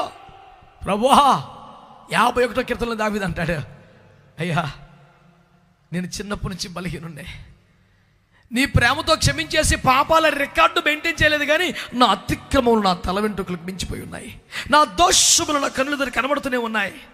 అయ్యా ఇవ్వాలంటే దొరికిపోయాను కానీ బాల్యం నుండి దోషినే బాబు. ఇవ్వాలంటే దొరికాను కానీ ఫస్ట్ నుంచి నేను చెడ్డోనే నాయన.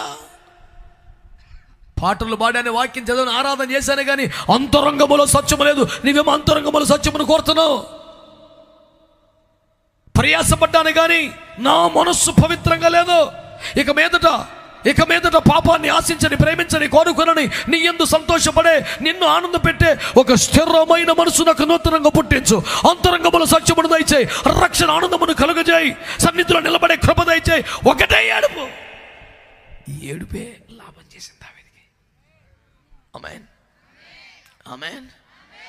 అందుకనే దేవుని వాక్యం చెప్తుంది, దేవునితో నేను కలిపేది ఏంటి? ఈ దుఃఖం. జీవితం అంతా పాపాలు చేసి ఏసై కాలం పడి ఏడు చేసింది ఒక మనిషి. లోకాసువార్త 7లో గుర్తుందా మీకు? పోన్లే భయంకరంగా ఏడ్చి కన్నీరు కాచి ప్రార్థన చేస్తే ప్రభువారు ఏమన్నారండి? అమ్మా విస్తార పాపాలు. అబ్బబ్బబ్బబ్బబ్బా.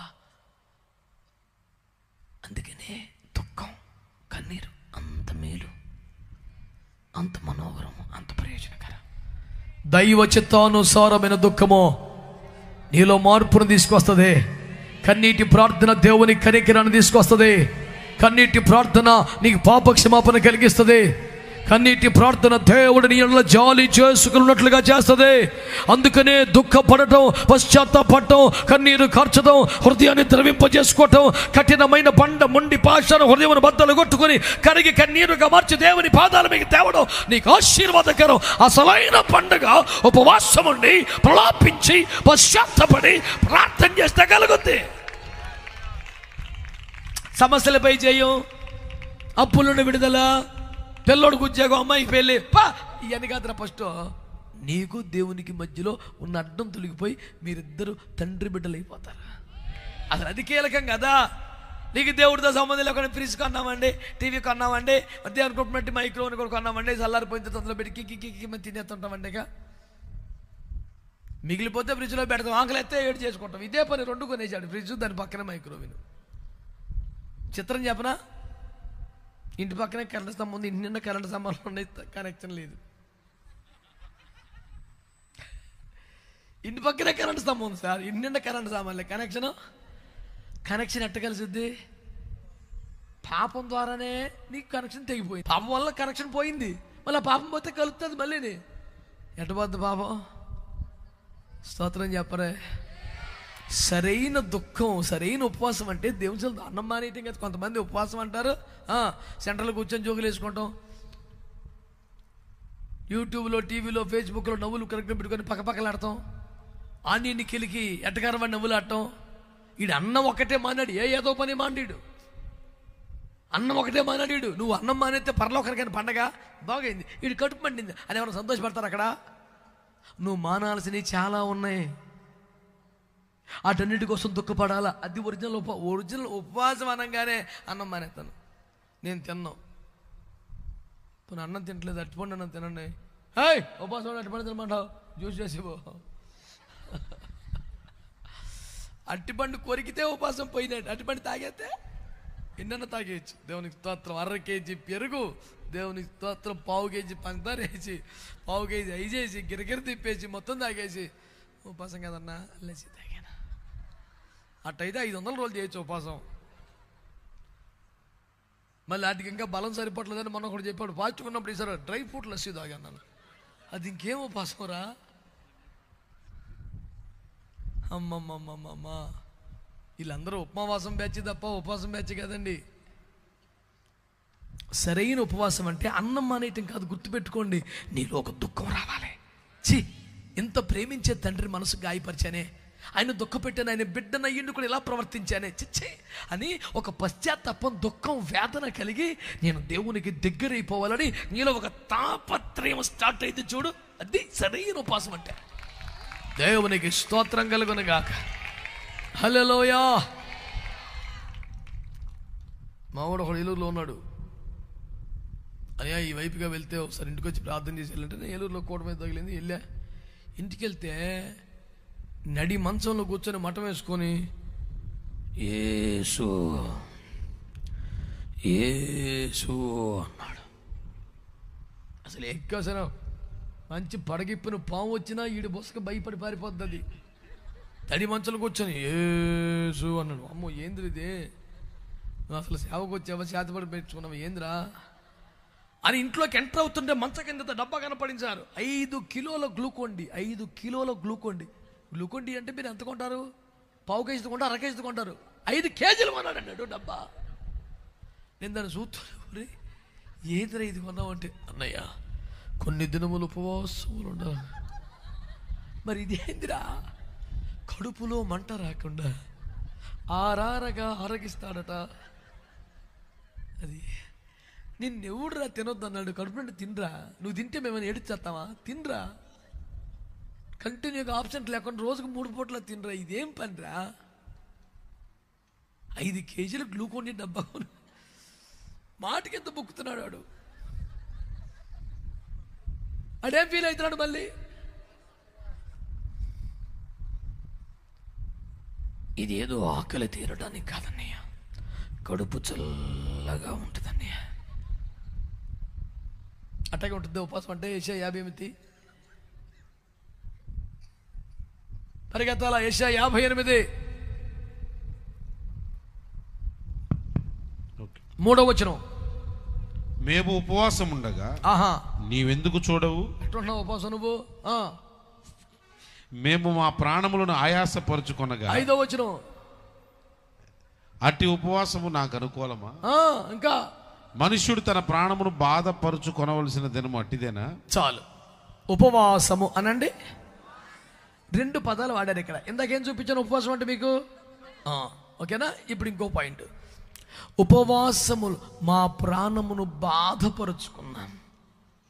మరో మాటలో ఆయాసపరుచుకున్నాం. ఎవరైనా కఠినమైన మాట, చెడ్డ మాట మాట్లాడితే మనకు ఆయాసం కలుగుతుంది. అబ్బా ఎంత మాట్లాడా, కాని మాట, కఠినమైన మాట, గాయపరిచే మాట, నిరాధారపూరితమైన ఆరోపణ ఆయాసం కలిగిస్తుంది. ఉపవాసం అంటేనట ప్రాణమును బాధపరుచుకునే ఒక కార్యక్రమం అట. ప్రాణమునకు ఆయాసము కలిగించుకునే ఒక దినమట. ఒకడు తన శరీరమును ఆయాసపరుచుకొనవలసిన, ప్రాణమును బాధ పెట్టుకొనవలసిన దినము అదేనా అని అడుగుతున్నాడు. విధానం అదేనా అని అడుగుతున్నాడు. ఉపవాసం అంటే కడుపు చల్లగా ఉంటాం కాదురా. ఏయ్, ఉపవాసం అంటే ఆరుగా జ్యూసులు తాగేస్తాం కదా. నేను ఎవడన్నా మనడు 15 రోజులు 2 రోజులు ఉండు కానీ కరెక్ట్గా ఉండు. ఎందుకు రికార్డా యూట్యూబ్లో పెట్టాలా?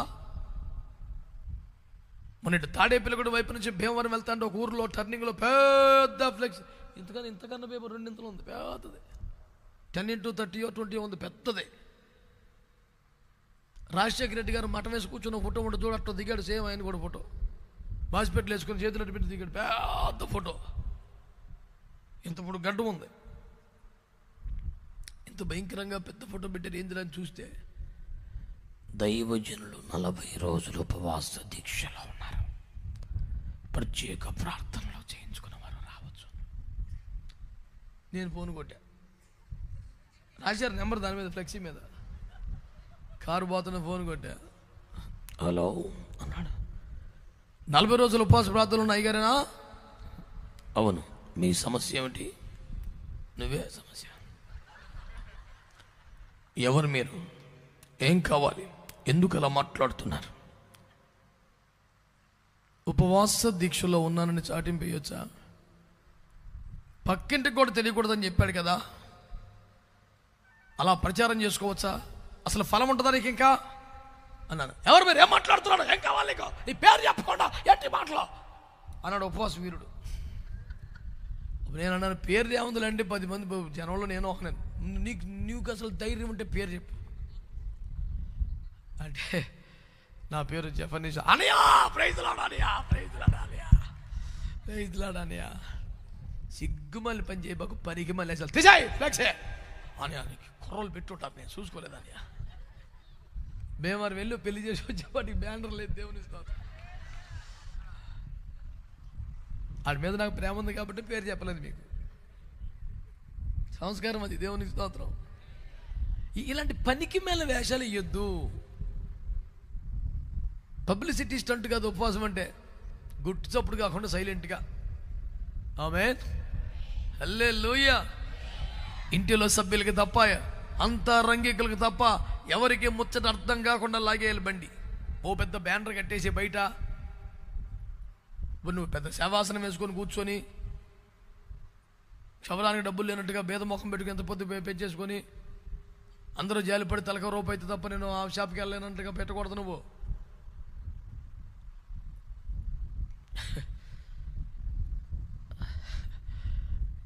ఒకడు తన ప్రాణమును ఆయాసపరుచుకునే విధం అదేనా? ఒకడు తన ప్రాణమును బాధపరచుకోవలసిన క్రమం అదేనా? అంటే ఉపవాసం అంటే ఒకటి దుఃఖపడవలసిన కాలం, దినం. 2 ఉపవాసం అంటే అది ప్రాణమును ఆయాసపరచుకోవాలి, సుఖపెట్టుకునేది కాదు.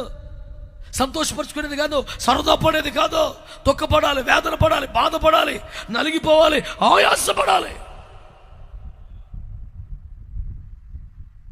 అంతే, చింతించాలి, విచారించాలి, బాధపడాలి. అది ఉపవాసం అంటే. చిద్విలాసంగా కూర్చోవటం, ఫేస్బుక్లు చూసుకోవటం, యూట్యూబ్లు చూసుకోవటం, వచ్చిపోయి పలకరించడం, కబుర్లు ఆడటం, ఆర్ఆర్గా గ్లూకోన్ డి వేసుకోవటం, ఇవన్నీ ఉపవాసాలు కాదు.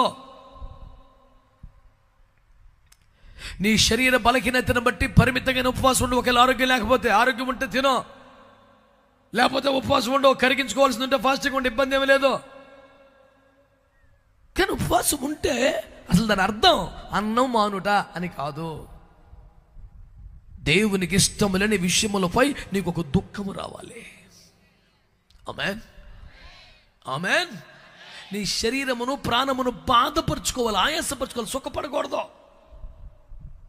అందుకే మా పిల్లకాయలకు ఫాస్టింగ్ అంటే పరుపులు తీసేస్తా నేను. సాపేసుకో, కొంచెం బాధపడరా. ఈ ఈ ఈ కూటం పెట్టుకొని ఎక్కలేసైనా ఏసీ వేసుకొని పరిపేసుకొని దాదాపు 12 గంటలు దాని మీద పొర్లి అప్పుడో గంట ప్రార్థన చేసి ఉపవాసం ఉండి దేవుని సన్నిధిలో, దేవుని సన్నిధిలో పరుపు మీద పొర్లుతున్నావా? సోమరి పోతు మానవా? అప్పుడే వచ్చేసేవేందమ్మా. దేవుని నిన్ను కాపాడుగా. ఇట్టక అక్కడ రోజులు వస్తే నేను కాబట్టి ఉన్నాను. యేసుప్రభు ఉంటాడా? తీసుకెళ్ళిపోతాడు సంఘాన్ని. మంచి వాళ్ళందరూ స్తోత్రం చెప్పండి. హల్లెలూయా చెప్పండి, దేవునికి స్తోత్రం అని. హల్లెలూయా. ఉపవాసం సరిగ్గా ఉందామా? దేవునికి ఇష్టము లేని ప్రతి విషయము కొరకు దుఃఖపడటమే నిజమైన ఉపవాసం. దేవునికి దగ్గర అవ్వకుండా బలహీనపరుస్తూ ఆటంకపరుస్తున్న శరీరమును, దీని ఆధిపత్యమును కొట్టివేయటకై, దీన్ని బలహీనపరచుటకై, దీన్ని నలగగొట్టుటకై, దీన్ని ఆయాస పెట్టి బాధ పెట్టడం సరైన ఉపవాసం. చూడండి పౌలు గారు ఏమన్నారో, 1 కొరింథీ పత్రిక 9:27,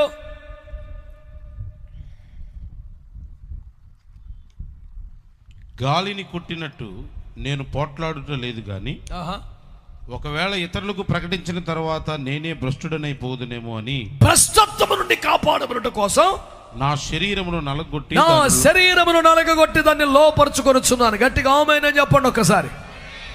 శరీరమును నలగొట్టాలి అనండి, ఆ విధముగా లోపరుచుకోవాలి అనండి. ఎలా? దేని ద్వారా? ఉపవాసం. అంటే ఉపవాసం ద్వారా శరీరం ఏమైపోవాలి? నలిగిపోవాలి సార్, నలిగిపోవాలి. శరీరమును నలగొట్టుకోవడానికి ఉపవాసం.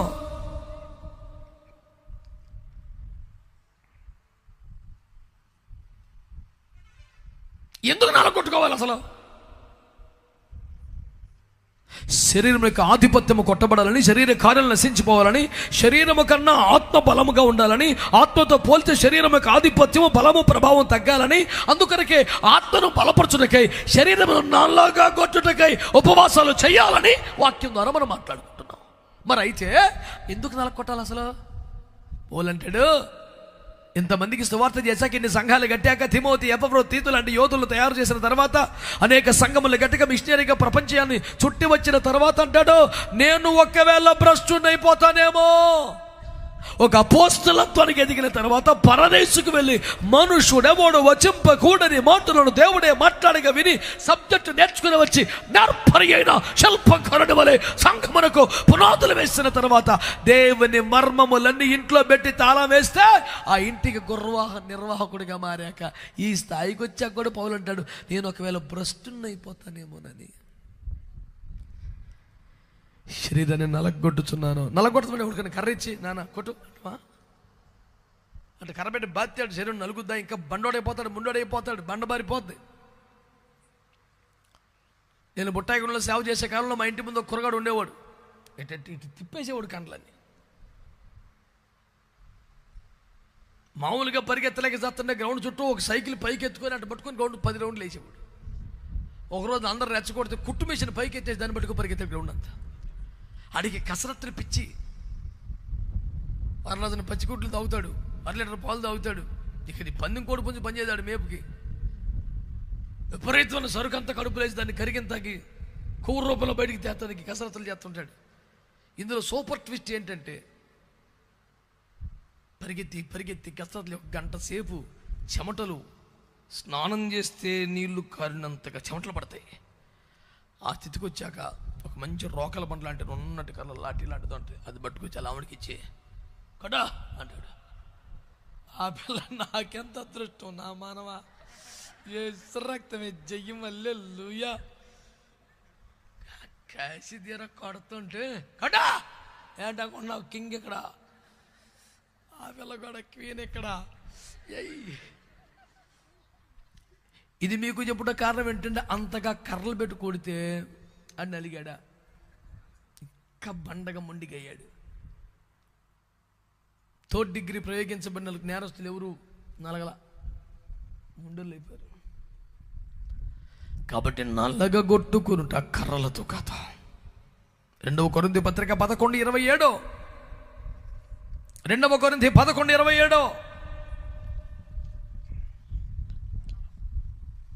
కపట సహోదరు వలన ఆపదలు ప్రయాసముతోనూ కష్టములతోనూ తరచుగా జాగరణాలతోనూ ఆకలి దప్పులతోనూ చదువు తరచుగా ఉపవాసములతోనూ అంతే చలితోనూ అంతేగా దిగంబరత్వముతోనూ ఉంటుంది.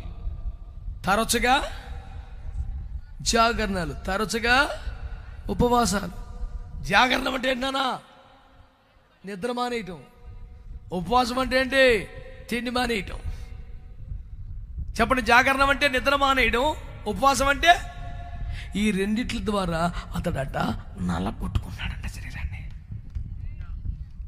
శరీరపు ఆధిపత్యం పెరగకూడదు, శరీర కార్యాలు ప్రబలకూడదు, ఆత్మచేత శరీర కార్యములు జయించగలగాలి. ఆత్మే గెలవాలి కానీ శరీరం గెలవకూడదు. ఈ తాత్పర్యం కలిగిన వారు ఏం చేయాలి?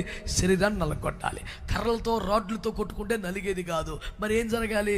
తరచుగా ఉపవాసాలు, తరచుగా జాగరణాలు. జాగరణం అంటే ఏంటి? నిద్ర మానేయడం. ఉపవాసం అంటే తిండి మానేయడం. ఈ పౌలయ్య గారి యొక్క అనుదిన భక్తి సాధన ఎలా ఉండేదంటే తరచుగా ఉపవాసం చేసేవాడు, తరచుగా జాగరణం. ఆమేన్. అంటే మనకి రాత్రంతా ప్రార్థన చేసే అనుభవాలు తరచుగా ఉండాలి. ఆమేన్, ఆమేన్, ఆమేన్. నేను సింపుల్గా, ఎక్కువ టూ మచ్ వద్దు, లైట్గా చేద్దాం. లైట్గా సింపుల్గా నెలకొక్క రాత్రి అంత ప్రార్థన అనండి. వారానికి ఒక రోజు అంత ఉపవాసం అనండి. ఇంతకన్నా చీపు లేదు, ఇదే సవక. ఇంతకన్నా సింపుల్ లేదు, ఇదే లీస్ట్. వారానికి ఒక్క రోజు ఉపవాసం అనండి. ఒక రాత్రి అంతా. ఆమె ప్రాక్టీస్ చేద్దామా? ఇలాగా ఆల్రెడీ ఆ రేంజ్లో ఉన్నామనుకో, కొంచెం డోసు పెంచు. ఆమేన్, హల్లెలూయా.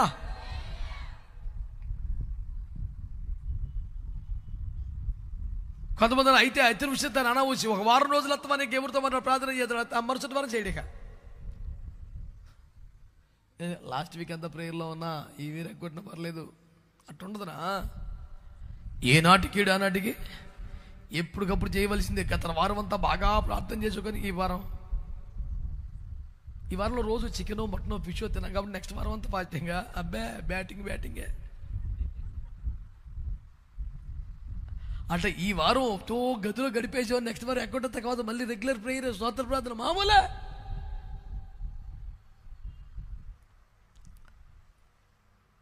మినిమం వారానికి ఒక్కరోజు ఉపవాసం, నెలలో ఒక రాత్రి అంతా మెలకువగలిగి ప్రార్థన. ఎంతమంది ఆమె చెప్పగలరు సార్? దీనివల్ల ఏం జరుగుతుందంట? శరీరమును నలగొట్టి దాన్ని లోపరుచుకోగలవు. దానివల్ల ప్రయోజనం ఏంటి? భ్రష్టత్వము రాదు. విశ్వాస భ్రష్టులు అవ్వకుండా, ఆత్మలో భ్రష్టత్వం రాకుండా, పరిశుద్ధతను కోల్పోకుండా, ప్రతిష్టను కోల్పోకుండా, నువ్వు భ్రష్టత్వములోకి వెళ్ళిపోకుండా ఒక నిష్ఠ కలిగిన, ప్రతిష్ట కలిగిన దేవుని భక్తునిగా, బిడ్డగా బ్రతకాలంటే నీకు ఈ ఉపవాసం, ఈ ప్రాక్టీస్ నీకు అవసరం. ఇప్పుడు ఇంతసేపు నేను చెప్తున్న దుఃఖపడినప్పుడు కానీ, ఈ నలగొట్టినప్పుడు కానీ చెప్తున్న టార్గెట్ సమస్యలపై విజయం, అప్పులు తీరుతాయి, గొప్పలు పెరుగుతాయి, డబ్బులు వస్తాయి, అది లేదు ఇక్కడ చెప్పేది. అది పాపం తొలగిపోయి దేవునికి దగ్గర అవుతావు. శరీరము నలిగి ఆత్మ విజయం సాధిస్తుంది. అది అసలు ఉపవాసం టార్గెట్. నీ కొంపక మీద కీడొచ్చేది అప్పుడు ఉపవాసం. రాత్రి ఎందుకు ప్రభు చూపించాడండి, అంత చీకటిగా ఉందండి, రాత్రులు కదా అలాగే ఉంటుంది.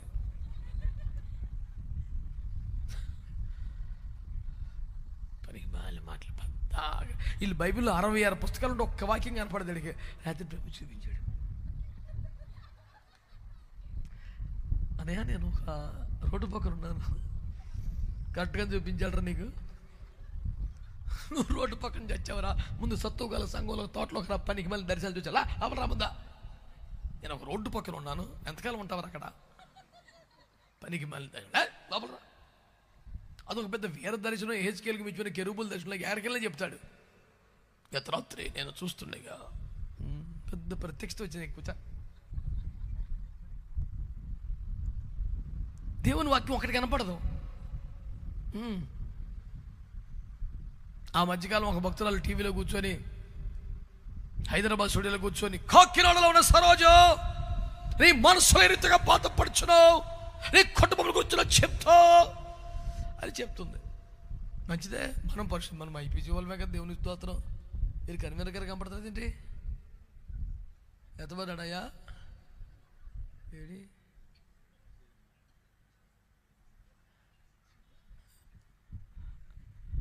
కంకిపాడు ఐపీసీ సంగమా ఏనా నాకు కనపడతలేదు. అయ్యా ఎంతమందికి వెలుగులు చూపించి నువ్వు చీకట్లు ఉంటావేంటి అసలు, నువ్వు రా తండ్రి, అసలు నన్ను వదిలిపెట్టి వెళ్తాక నీకు మనచెట్టు వచ్చింది, నీకోసం వచ్చానుగా, దేవుని స్తోత్రం.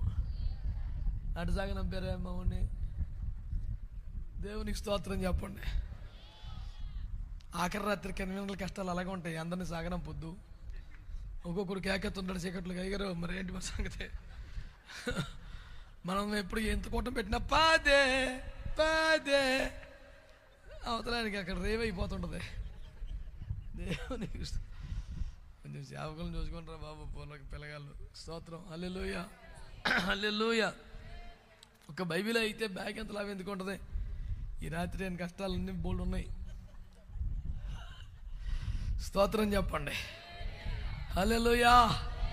మీకు అర్థమైంది ఉపవాసం ఎందుకో. ఏదో కష్టం వస్తే బాధ అప్పుడు ఏడు చేసి, ప్రభు తండ్రి మరి కీడు ఎందుకు చూపించావు నాయన, మరి ఎందుకో ప్రభు. ఏమి లేదురా, కొంచెం నాన్ స్టాప్గా తింటున్నావు కదా, ఓ 2 రోజులు ఉపవాసం ఉంటావని, అంతకని ఏమి లేదు.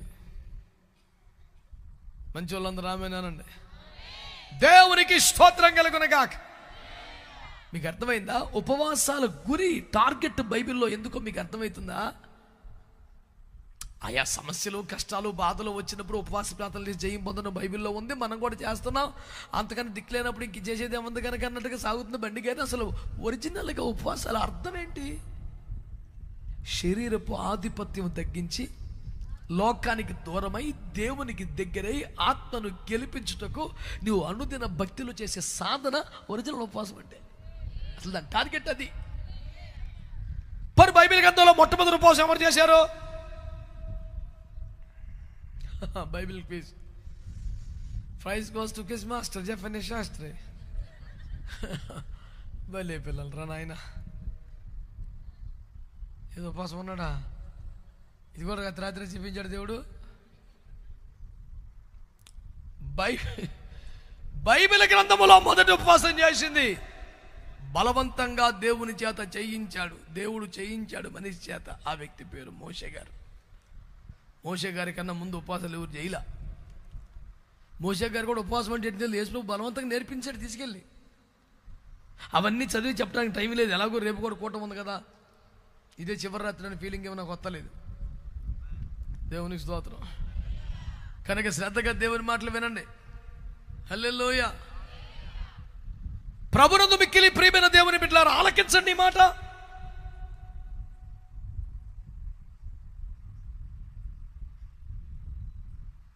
నిర్గమాకాండం 24వ అధ్యాయం 18వ వచనంలో చివరి వచనం అదే. ఏమన్నాడు? చూడాలా ఉండమ్మా. మా ఊడు చదవలేనే కానీ నువ్వు అసలు ఎట్లా చేస్తున్నావు పద్దాకా. అప్పుడు మోషే ఆ మేఘంలో ప్రవేశించి కొండ మీదకి ఎక్కెను. మోషే ఆ కొండ మీద రేయింబగలు 40 దినములుండెను. స్తోత్రం చెప్పండి. నాన్న నువ్వు సీనాయి కొండ మీదకి రావాలని చెప్పాడు కానీ డ్రై ఫ్రూట్స్ తెచ్చుకున్నాడా? మొన్న పిఠాపురం దగ్గర గొల్లపురం ఊర్లో బోర్డు పెట్టారని బుర్ర పాడైపోయింది నాకు. నేను కారులో పోతే అటు చూస్తే మోషే సుఖోపవాసాలను పెట్టారని బోర్డు. అసలు ఉపవాసం అంటేనే సుఖం ఉండదు. అసలు మోషే ఉపవాసం ఇంకా పోయి కఠినమైన ఉపవాసం, వాటర్ బాటిల్ కూడా లేదు. దానికి ఏం పేరు పెట్టారు? అసలు ఈ మర్మాలు ఏంది, ప్రత్యక్షతలు ఏంది, ప్రార్థన కాదని అర్థమైంది కానీ నాకు అది అర్థమైంది. అసలు మోషే సుఖోపవాసం ఏందండి? అసలు ఉపవాసం అంటేనే సుఖం ఉండదు కదా. మళ్ళీ అందులో మోషే ఇంకెంత కఠినమైన ప్రార్థన. సీనాయి శిఖరానికి ఎక్కగానే అక్కడ బాలపరచు భోజనం ఏమి ఉండదు, వాటర్ బాటిల్ కూడా లేదు. మేఘంలోకి ఎక్కించుకున్నాడు. 40 పగలు 40 పగలు మాట్లాడుతూనే ఉన్నాడు. మై మర్చిపోయాడు మోషే. దేవుని వైపు చూస్తూ దేవుని మాటలు వింటూ ఆనంద పారవశ్యమన 40 రోజులు అయిపోయినా. నాన్న 24 అధ్యాయం చివరి వచ్చిన కదా, 25లో ఏం చెప్పాడు? నాకు ఒక మందిరం కట్టినానా. ఆమె అంటే ఈ 40 రోజులు ఉపవాసాలు. ఇలా చూడండి అందరూ. హలో, ఎర్ర సముద్రం పాయలు అవ్వాలంటే చిన్న విషయం ఏంట్రా? 40 రోజులు పాయలు ఫాస్టింగ్ ఉండి అన్నాడా? చెప్పండి. 30 లక్షల మందికి 40 సంవత్సరాలు మన్నా రావాలంటే కుదిరితే ఫాస్టింగ్ ఉండి అన్నాడా? ఏ అద్భుతం కొరకు ఉపవాసం పెట్టలే దేవుడు. ఈ అద్భుతాలన్నీ అయిపోయిన తర్వాత ఒక మహిమ కలిగిన గుడాన్ని కట్టడానికి 40 రోజులు పెట్టాడు ఫాస్టింగ్. కొడితే మంచి గుడ్డ. మనకి ఎంతసేపు ఉపవాసం అంటే ఏదో సమస్య వస్తేనే, కష్టం వస్తేనే ఇదే సరిపోతుంది. ఏ కష్టం లేకపోతే దేవుని కృపలో అరిగినంతకాలం తినే అవతల బారేయటమే. మీరు నవ్వుతారో నమ్ముతారో కానీ ఒక దైవజనుడు 80 సంవత్సరాల వయసు ఉంటుంది, పెద్ద ఆయన. పెద్ద పెద్ద దైవజనులు ఎవరిని వస్తే నాకు మంచి మర్యాద వాళ్ళతో గౌరవించి కింద కూర్చొని, ఇప్పుడు 10 ఏళ్ళ క్రితం మొదట చెప్తున్నా, వాళ్ళ కాలకడ దగ్గర కూర్చొని వాళ్ళ కుర్చీలో కూర్చుంటే కాలు పరిచయం చేస్తా. ఆయన అనేక సేవ అనుభవాలు అడుగుతున్నా. అయ్యగారు అది ఎట్లా, ఇది ఎట్లా చెప్తున్నారు. అయ్యారు ఇంక మీ ఇసుకొచ్చిన లాస్ట్ ఒక ప్రశ్న ఏంట్రా, మీ ఉపవాస అనుభవాల గురించి కూడా ఒక మాట చెప్పండి అయ్యారు. 80 సంవత్సరాలు కానీ గంభీరమైన స్వరం అండి. మన స్టీఫెన్ గారి స్వరం లాగానే చాలా పెద్ద స్వరం. ఆయన అంటాడు, దేవుని కృపను బట్టి నాకు అవసరము రాలేదురా అన్నాడు. వదిలేసా కాలు దెబ్బకి, అనవసరం నొక్కుతా అనగంట నుంచి. సుమారు 50 ఏళ్ళు సేవ చేసిన గొప్ప దైవజనుడు ఒక్క రోజు కూడా ఉపవాసం లేదండి. ఎంత మంచి ఇంజిన్ ఇస్తే మటుకి అదే పనా?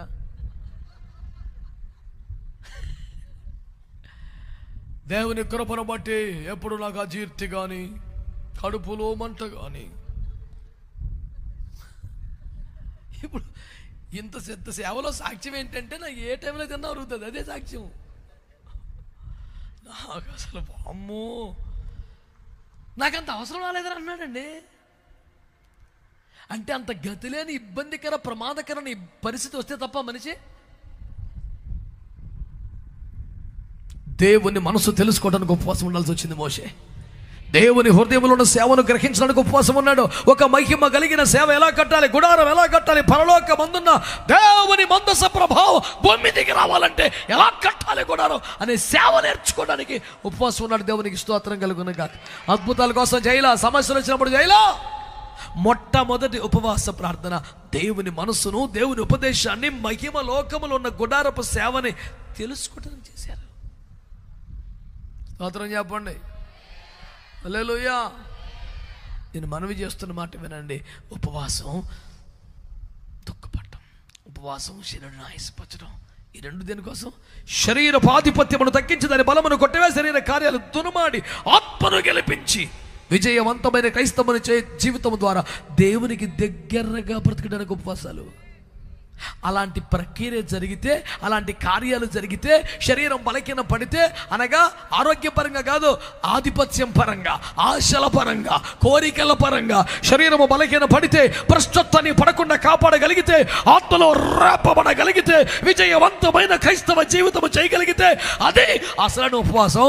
అలాంటి ప్రక్రియ జరుగుతున్నందున అట్టి ఉపవాసమే నిజమైన పండుగగా క్రైస్తవుడికి మారుతాయి. దేవునికి మహిమ కలుగును గాక.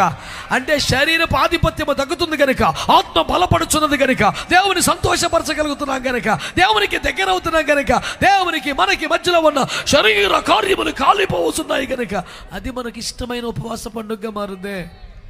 గట్టిగా హల్లెలూయా.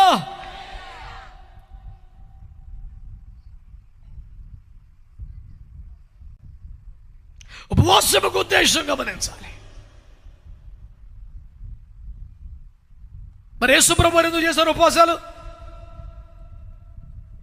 లూకా సువార్త 4వ అధ్యాయం, లూకా 4 1-2. యేసు పరిశుద్ధాత్మ పూర్ణుడై యోర్దాను నది నుండి తిరిగి వచ్చి 40 దినములు ఆత్మ చేత అరణ్యములో నడిపింపబడి, ఆత్మను పొందానండి, అన్ని భాషలు మాట్లాడుతున్నానండి, కదులుతున్నాను బాగా. నిజముగా నువ్వు పొందింది పరిశుద్ధాత్మ అయితే, నువ్వు ఆత్మతో నింపబడితే, ఆత్మతో నడిపించబడుతున్న వాడైతే, ఆత్మ నిన్ను బిర్యానీ వైపు కాదు, గంగూరు పాకలకు కాదు, హలో, ఎటు నడిపించింది? నిన్ను ఎటు నడిపించింది? దేవుని ఆత్మ. మార్కు 1:12 దేవుని ఆత్మ అరణ్యములకు త్రోసుకొని పోయాను. ఈ జనాలు ఈ తిండి కూడా మనకు వద్దు నాన్న, పద అది తీసుకెళ్ళిపోయింది లోపలికి, అడవిలో పట్టుకెళ్ళిపోయింది. అక్కడ ఏం జరిగిందిట? 12-13 చదువు. అందుకు యేసు, నీ దేవుడైన ప్రభువును శోధింపవలదని చెప్పబడినదని వానికి ప్రత్యుత్తరం ఇచ్చాను. ఇంకా అపవాది ప్రతి శోధనను ముగించి, అపవాది ఈ రకంగా ప్రతి శోధనను ముగించి కొంతకాలము ఆయనను విడిచిపోయాను. అప్పుడు యేసు ఆత్మ బలముతో గలిలయకు తిరిగి వెళ్ళెను. స్తోత్రం చెప్పండి గట్టిగా. అరణ్యంలోనికి వెళ్ళి శోధింపబడి ప్రతి శోధనను అలిసిపోయాడికి ముగించాడంటే, నా వల్ల కాదు బాబు, ఏది పెట్టినా పాస్ అయిపోతాడు ఎట్రా నాయన అని వాడు ముగించి వెళ్ళిపోతే, ఆయన ఆత్మ బలము కలిగిన వాడై మళ్ళీ సేవలు అడుగుపెట్టాడు. దేవునికి స్తోత్రం కలుగునగాక. మారు మనసు పొందిన వాడివైతే, బాప్తిస్మాన్ని పొందిన వాడివైతే, ఆత్మచేత నింపబడ్డవాడివైతే, ఆత్మచేత నడిపించబడుతున్నదే, జనాలకు దూరంగా, తిండికి దూరంగా, ఉపవాసాలలో, జాగరణలో, ప్రతి శోధనలో జయము పొంది నూతన ఆత్మ బలము కలిగిన వాడివై దేవుని కొరకు బయటికి రావాలి. ఆమేన్. ఎందుకు ఉపవాసం? ఆత్మ బలమును పొందడానికే. ఎందుకు ఉపవాసం? జయ జీవితాన్ని పొందడానికే. ఎందుకు ఉపవాసం? ప్రతి శోధనపై జయము పొందడానికే. ఈ కూడా అప్పులు, డప్పులు, తిప్పలు, పెళ్ళిళ్ళు ఈ కాదు. పరిశుద్ధ జీవితం, ఆత్మీయ జీవితం గురించి మాట్లాడుతుంది.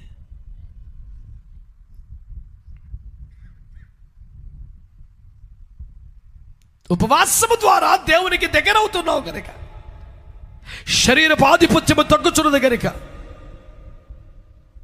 ఆత్మ సంబంధిగా మారుచున్నావు గనక, శోధనలపై జయం పొంది, ఆత్మలో బలము పొంది, వేర విజయముతో ముందుకు సాగుతున్నావు గనక, ఉపవాసం అనేది సంతోషాన్ని, ఆనందాన్ని పుట్టించే పండుగగా మారిపోయింది. ప్రజలారా, దేవుని బిడ్డలారా, ఏదో సుదీర్ఘంగా హోల్ ప్రేయర్లాగా నడపాలన్న ఉద్దేశం కాదు. కానీ ఒక మాట మీ మనస్సులో పెట్టుకోండి. ఈ పూట కష్టములు వస్తే, బాధలు వస్తే, శ్రమలు వస్తే ఉపవాసం ఉండి విడుదల పొందొద్దని నేను అనడం లేదు. దానికి వ్యతిరేకంగా నేను చెప్పడం లేదు. కానీ అసలు విషయం అది కాదు. దానికంటే ముందున్న విషయం, దానికంటే గొప్ప సంగతి, ఎర్ర సముద్రం కొరకు, పోషణ కొరకు, సమస్యల కొరకు మోషేతో ఉపవాసం చేయించలేదు. దేవుని ఉద్దేశము, దేవుని సంకల్పము, దేవుని ఏర్పాటు గ్రహించడం కొరకు, గుడారపు సేవ తెలుసుకోవడం కోసం, పరలోకములో ఎలాగో భూమి మీద అలాగే సేవ జరిగించడం కోసం, ప్రతి శోధన జయించడానికి, to overcome every temptation. He was in fasting prayers అని వాక్యం తెలియజేస్తుంది. కాబట్టి క్రైస్తవులకట, దేవుని ప్రజలకట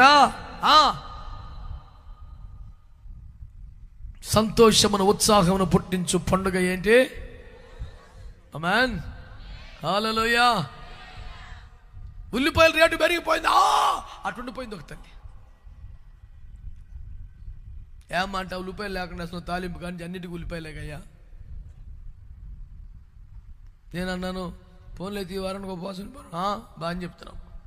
వారం అంతా ఉపవాసం ఉండాలా? శనివారం పూట కూడా రాత్రి ఒక పూటే అది కూడా టిఫిన్ చేస్తాం మేము. మరి ఇంకేంది ఉపవాసం? శనివారం కూడా ఒక పూట అంటే అది కూడా టిఫిన్ చేస్తారంట. ఒకవేళ దండం పెట్టవలసి వస్తే నీ జీర్ణ వ్యవస్థను చూడు, పుట్టింది మొదలుకొని నాన్ స్టాప్గా పనిచేస్తుంది ప్రయాసపడి. దానికి నోరు ఉంటే నిన్ను మామూలుగా తిట్టదు. అన్ని అవయవాలు రెస్ట్ చేస్తున్నాను, ఒక్కదాన్ని సాగుకొడుతున్నావు సైతనా. నీకు న్యాయమా, ఇది ధర్మమా అని మొరపెట్టకపోనా? ఇందు మూలముగా నా ముగింపు మాటలు ఒకటే, సమస్యలు వస్తే, కష్టములు వస్తే ఉపవాస ప్రార్థన చేసి బయటపడి అమ్మయ్యా దేవుని దేవలా గట్టెక్కామని చెప్పేసి మళ్ళీ బిర్యానీ తినేస్తాం కాదు. ఈ సమస్యలు, శోధనలు శరీరంలో భూమి మీద ఉన్నంతకాలం ఏటు ఉంటాయి. అసలు అది సబ్జెక్ట్ అది కాదు. నీకు నీ దేవునికి మధ్యలో దూరం తగ్గాలి, నువ్వు దేవునికి దగ్గర అయిపోవాలి. ఆమేన్ గట్టిగా హల్లెలూయా.